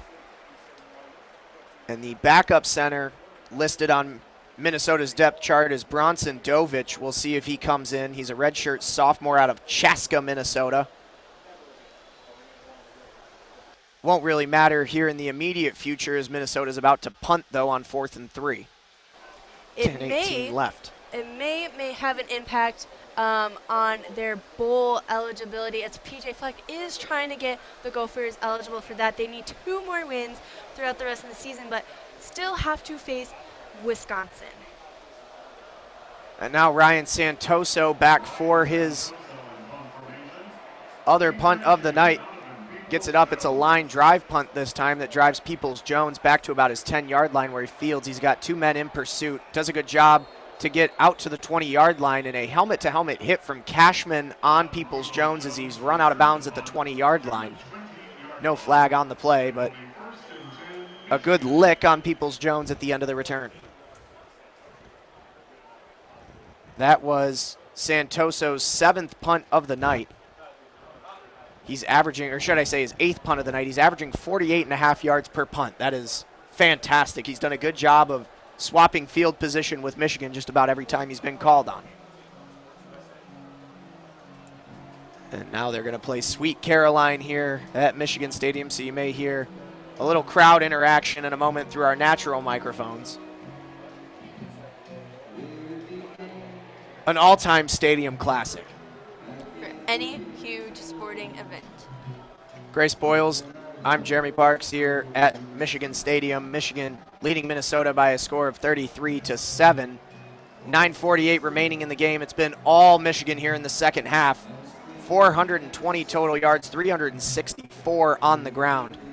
Higden's got 200. Evans has 185. Both have 2 touchdowns. It's been a story of the ground game ever since the first touchdown of the game was a touchdown pass to Sean McCune from the arm of Brandon Peters. And it looked like some of the Michigan students in the student sections were taunting the Minnesota Gophers as they were mimicking rowing the boat. PJ Fleck's favorite phrase that he uses with the team to tell them to keep pounding, to keep going, and row the boat. Alongside the old Minnesota adage, Skayu Ma, which was adapted from, I want to say, an old Native American saying that they had brought back when PJ Fleck became the coach. He wasn't sure if Western Michigan was going to try and trademark row the boat as a Western Michigan phrase, in which case he wouldn't have been able to have taken it with him. So he said Skayu Ma a lot in the opening press conference, and they still use that as well a little bit here. I don't believe Western Michigan would have been able to trademark if they had intended. I think it's legal. Yeah. But true. You can Maybe trademark the same. I was going to say Vanderbilt uses the same thing. Yeah, for like licensing purposes and things. Yeah. So then Vanderbilt wouldn't have been able to use it either. Possibly. Man, I don't know. Legal implications. We're just radio people. Yeah, we're really just putting that out there. I don't know that much about the law. Maybe someone can tell us, tweet at us.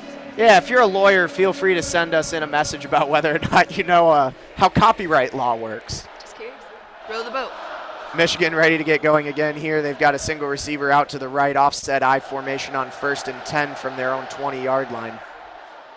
Peters drops back, gives the handoff, plowing forward towards the 25-yard line. A gain of about 4 yards for Chris Evans as he inches closer to the 200-yard mark on the night as well.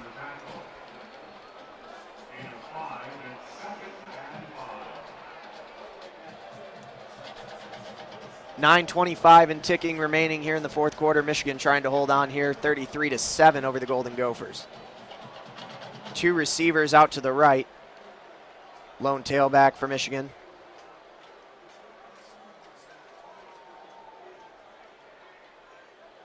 Peters drops back, gives the handoff to Chris Evans, who's initially hit in the backfield and falls forward for about a half-yard gain. It'll be 3rd and 4 from the 26.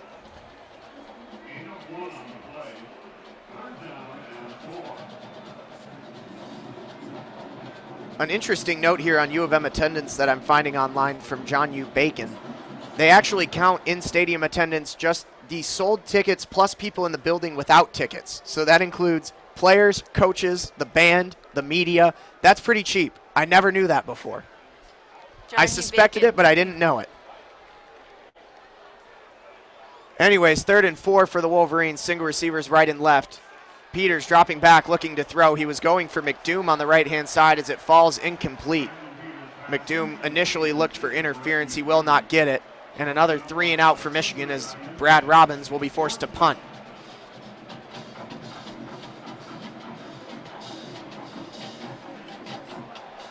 This will be Robbins' 5th punt of the night. He's averaging 40 yards a punt. Oddly enough, he's averaging 40.8 yards per punt tonight. That's his total average on the season as well, coming in on his 32 punts before tonight's game. Kick is up. Good hang time. And it is muffed and dropped. That's a loose ball. There's a pile right around the 33-yard line. The initial call from the referees right on top of it is Minnesota football. And again, another muffed kick for the Golden Gophers. This time it was Hemleski. And there will be a timeout on the field. He tried to field it but dropped it, and then there was an immediate scrum to the right of him. Yeah, that one just popped out of his hands. You don't see that too often in a game, but 2 in one game, that is a problem that the Gophers probably do need to work on. It was gathered in by Calvin Swenson, the backup defensive back. And Minnesota will start their drive from their own 33-yard line with just over 8 minutes remaining in the game. Starting to drag here a little bit. We've slowed down here in the 4th quarter. Just about 11:20 here in the Eastern time zone. Daylight savings time tonight, we were reminded by Sports USA Radio across from us here in the booth. Totally forgot about that. Get an extra hour of sleep tonight. That'll be good, seeing as we were delayed about an hour here. And as I mentioned before, it's past JP's bedtime. It is past JP's bedtime. Just for all the college football fans out there, there's in the Alabama LSU game, there is 55 seconds left in the 4th. Alabama, the number 2 ranked team in the country in the college football playoffs, is up 24-10 over number 19 ranked LSU. Going to take down Ed Orgeron's LSU Tigers. Coach O not having the gumbo tonight. Nick Saban again gets out of a big game with a win. Alabama by far the team to beat. I know they were ranked behind Georgia this week in the college football playoff polls, but if you actually watch the 2 teams play, which I don't think the committee does, Alabama is by far the superior team to Georgia.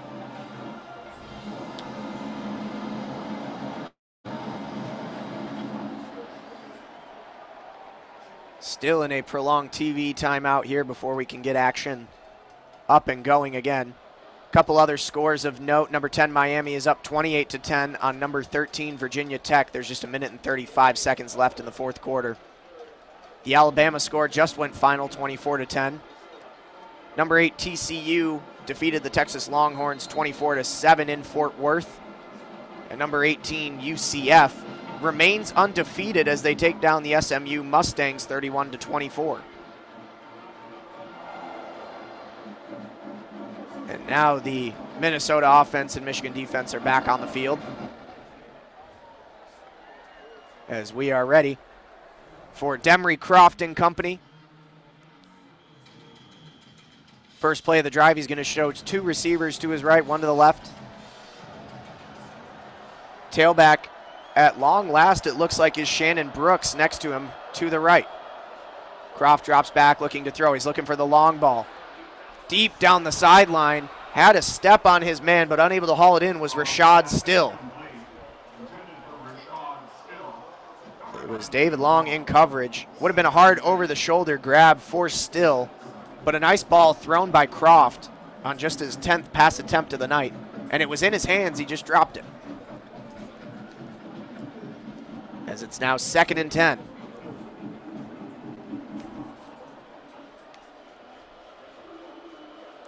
Wozniak, the tight end, backing up on the right-hand side. It's going to be a handoff to Brooks as he falls forward for about a yard, if that.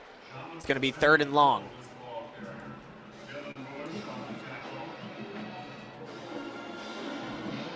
Devin Bush made the tackle for no gain. And it was actually yet another running back in the Minnesota stable, Jonathan Femi Cole. A redshirt sophomore out of Vaughan, Ontario. Little Canadian flavor in the Minnesota offense here late in this one. 3rd and 10 from the Minnesota 33-yard line. Receiver in motion from the left. Handoff is given to Femi Cole. He's got a lot of room up the middle, and he's going to bust across midfield down towards the 45-yard line. That's really the first big run play for Minnesota in quite some time here. Brandon Watson assisting on the tackle along with Tyree Cannell, and there was just a massive hole up the A-gap there. A lot of room to run, and a nice gain. We're starting to see some new faces on Michigan's defense as they're going to put in their second string. Understandably so, with the score the way it is late in the 4th. And on 1st down, it's a handoff. Wrapped up in the backfield. The handoff was to Philip Howard. Grace, can you guess who the tackle was? Jeremy, was that Khalid Hudson? Indeed, it was Khalid Hudson. Again, his 6.5 tackle for loss on the night. His 11th solo tackle. Unbelievable numbers for Khalid Hudson, having the game of his career. One of the best individual defensive performances for a Michigan player in recent memory. And he's staying in there to the end. Got to pad those stats because they're not already padded enough. 2nd and 14 from midfield. Got time to throw, lofts it over to the left-hand side, and the pass is caught down the left-hand sideline, and it's going to be hauled in by Tyler Johnson. And you'd been saying his name throughout the broadcast, Grace. The leading receiver for Minnesota had not had a target or a catch tonight, and he finally hauls in a big one. Down towards the red zone, he's going to be marked out of bounds at the 21-yard line.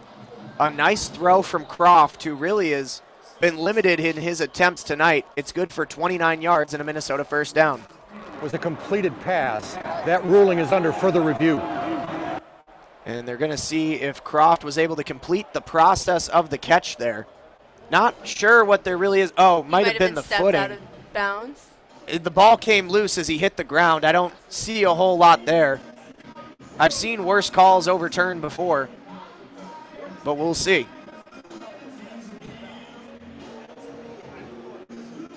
Again, the official review on the catch. It was ruled a catch by Tyler Johnson for 29 yards down to the Michigan 21-yard line. That one has gone to the booth in Chicago. I don't see any way in how they could overturn that call. He had both feet down inside the line, and I think he had significant control of it even when he went down, but he took a few steps after he caught it inbounds. Ruling on the field is confirmed. 1st down. Ruling on the field is confirmed, and as I said, I think the only question would have been whether or not the slight bobble at the end as he hit the ground was considered not completing the full process of the catch, but it is a good catch, and Minnesota looking to put some more points on the board before the end of this one, make the score line look a little less to their deficit. It'll be 1st and 10 from the Michigan 21-yard line. Croft is going to be under center with split receivers right and left. Now got a receiver in motion. He's going to hand off to Femi Cole, who is met at the 20-yard line. Gain of 1 on the play. Femi Cole clocks in at 6 foot tall, 228 pounds. Decent size for a running back. He's slightly larger than Rodney Smith, who has received the lion's share of the carries for Minnesota tonight. Smith likely done for the night with the amount they're playing Femi Cole right now. Smith had 18 carries for 38 yards. He had one 10-yard touchdown run, but he only averaged 2.1 yards a carry. 2nd and 9 from the Michigan 20, officially in the red zone. Croft takes the snap, is looking to throw over the middle. Doesn't have a lot of room, but he's got room to run up the middle. Gives himself up across the 15-yard line. He's marked down at the 14. That's a gain of 6. It's going to be 3rd down and 3. Those slides are really tricky for defenders because a lot of times you can go in and try to hit that guy, but then it's really easily targeting. So the defenders really have to watch those. And when he gives himself up, he's already down, so no need for an unnecessary hit. But 3rd and 4, Minnesota trying to put 6 points on the board. Croft gives the handoff to Femi Cole, who tries to push forward, and he is stopped short of the line. He's going to be a couple inches shy. And no, they are going to give him a favorable spot now. They're going to move the ball forward and give Minnesota a 1st down that moves the change. I thought he had had his forward progress stopped perhaps a half yard shy of the 11, which was the line to gain, but nonetheless, Minnesota with a fresh set of downs from the Michigan 10 now, with the secondary unit for the most part in at defense for Michigan. But Khalid Hudson is still in. Yes, along with Devin Bush as well and a number of other starters. It's a little bit of a mixture at the moment. 1st and 10, Croft out of the shotgun looking to throw, was trying to target his tight end, Brandon Lingen, but unable to find him. Incomplete. He was double covered as it soared over his head. 2nd and 10. 3:27 remaining here in the fourth quarter. You listen to Michigan football coverage on 88.3 WCBN FM Ann Arbor and WCBNsports.org.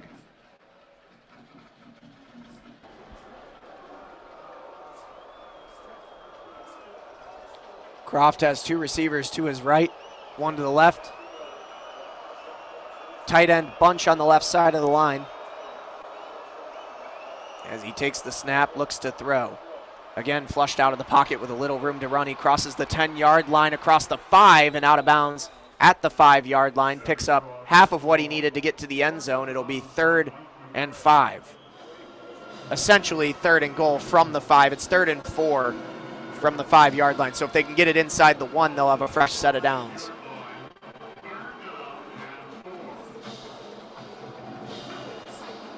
Michigan trying to keep the score as low as possible.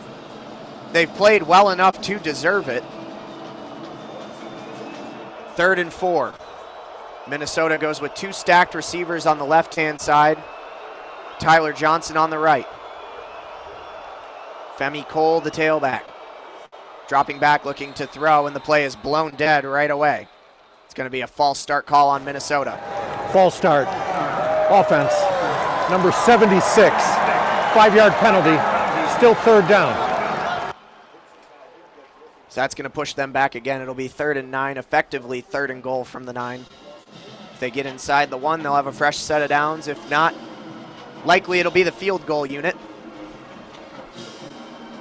Have not seen a field goal attempt from Ryan Santoso yet tonight. He would complete the trifecta of punts, kickoffs, and field goals.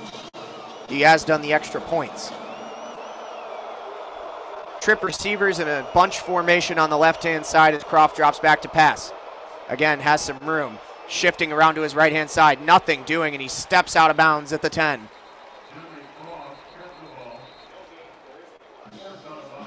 Forced out of bounds. There is a flag down on the play. Offside. Number 4 of the defense lined up in the neutral zone. 5-yard penalty. Repeat 3rd down. And that will be Reuben Jones coming in. He came in for Rashawn Gary with that penalty. Does not give Minnesota a first down, but it effectively gives them back the yardage that they gave up on their penalty. Back to 3rd and 4 from the 5. Croft out of the gun, 2 receivers to the left, 1 to the right. Wozniak, the tight end. Drops back, is looking right over the middle, and he's got a wide open receiver who takes a shot from Tyree Cannell. It looked like a for sure touchdown pass to Tyler Johnson, but the dynamite hit from Tyree Cannell keeps the touchdown off the board and keeps Minnesota at 4th and 4. That was the right throw. Johnson jumped up, had it in his hands, and then Tyree Cannell with a man shove, sending him to the ground, and now it'll be the field goal unit. What could prove to be a 4-point swing, as Santoso will have a short field goal try. They're actually not even going to have Santoso take the field goal. The Michigan's going to take a timeout. They're sending Emmett Carpenter out for the field goal.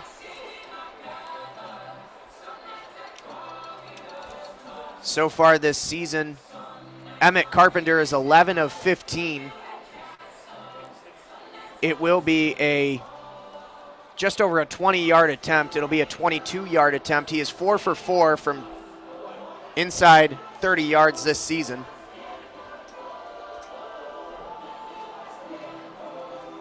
And we will not see Ryan Santoso do it all. Nope. as Bummer. disappointed as JP is. Just wanted to point out with that penalty that Michigan just had, like an unnecessary penalty towards the end of the game, you're up big. Michigan has had 9 penalties for 85 yards this game, whereas Minnesota's kept theirs to 3 penalties for 10 yards. That's something that Michigan will have to clean up to going into the rest of their season with Maryland, Wisconsin, and Ohio State still both ranked. Wisconsin and Ohio State will really have to clean up those games because the penalties will just be giving the other teams advantages that they really can't risk at this point. Note from WCBN's own Evan Osterly, Alex Malzone is warming up on the sideline with some throws. Wonder if we'll see him come in at quarterback. Out of Brother Rice High School here in Metro Detroit, won 3 consecutive Michigan State titles. Reportedly went 2-9 the year after he left the program. So we'll see if Brandon Peters finishes out the game at quarterback or if you see Malzone come in. Either way, there's only 1 minute and 55 seconds left, so conceivably Michigan will put the ball on the ground to finish it out. Michigan has 1 timeout left. Minnesota has all 3. And after we come out of this timeout, they will be attempting a 22-yard field goal with Emmett Carpenter.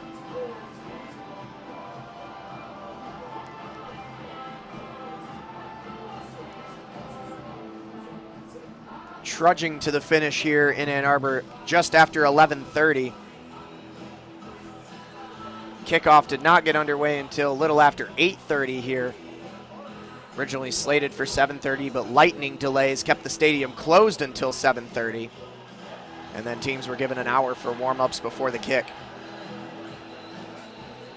Now the Minnesota field goal unit back out and ready to try again. See if Jim Harbaugh ices them again on this. He's got 1 more timeout if he wants to use it. TV timeout, man in red, still standing on the 20-yard line, and now he signals it's good to go.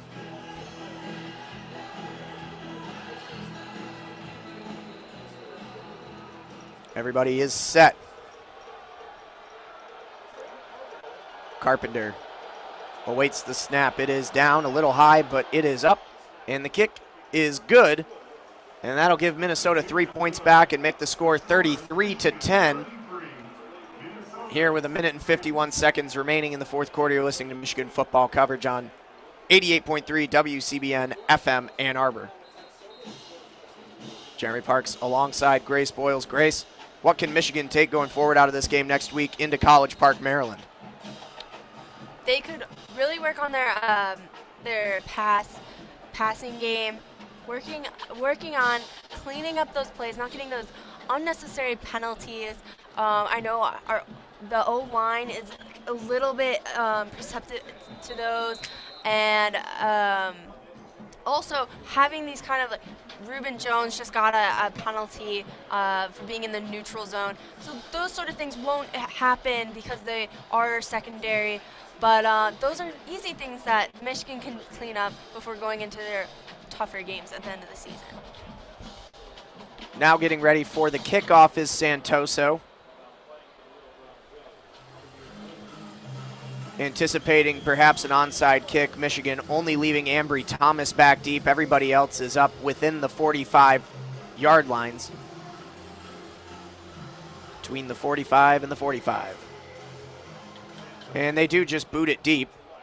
It'll be handled by Thomas, and he'll have to return it. A little bit of a bobble, but gathers as he crosses the 15-yard line and out towards the 20. There will be 1 minute and 45 seconds left for Michigan. And I think we indeed will see Alex Malzone at quarterback to finish it out.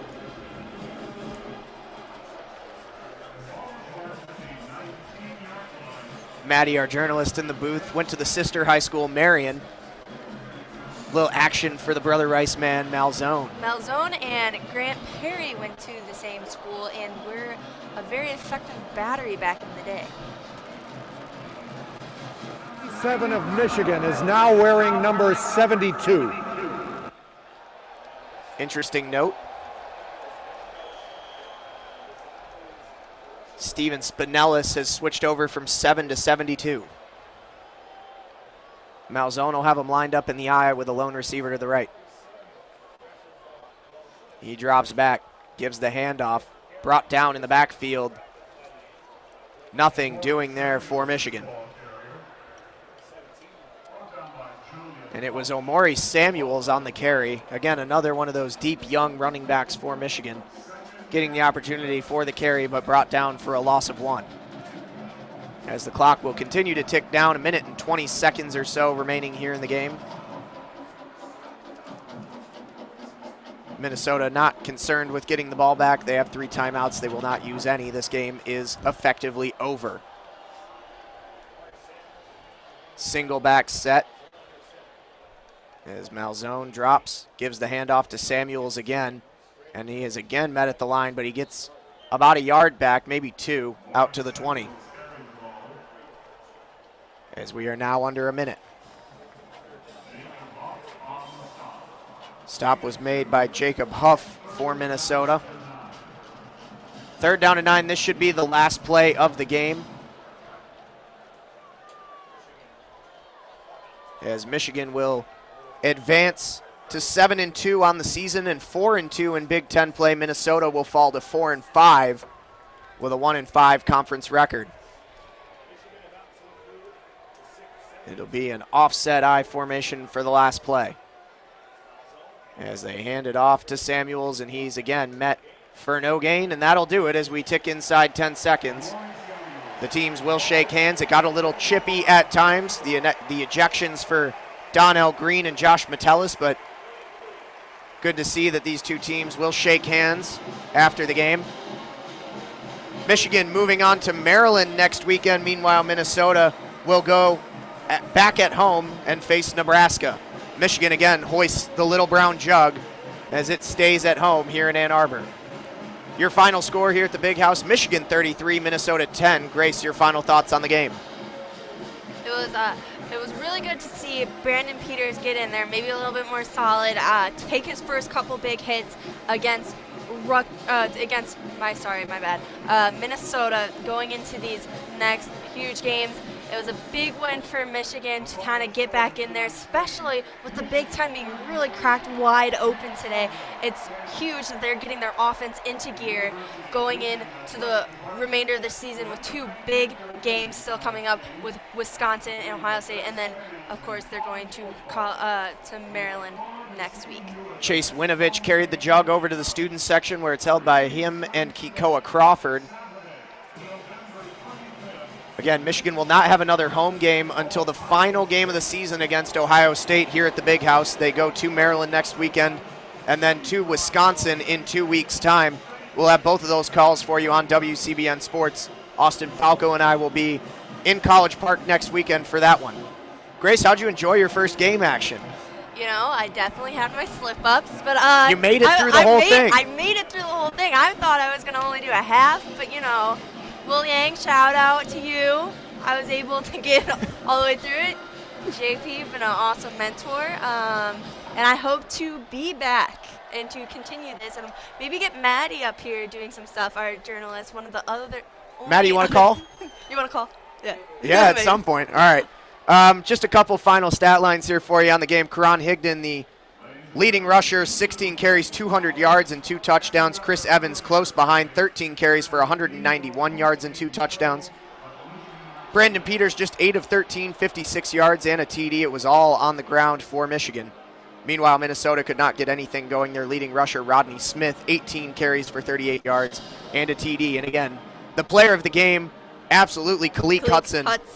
13 total tackles, 11 solo, 2 sacks, 6.5 total tackles for loss, and 1 forced fumble. A defensive performance for his locker, for his mama's refrigerator.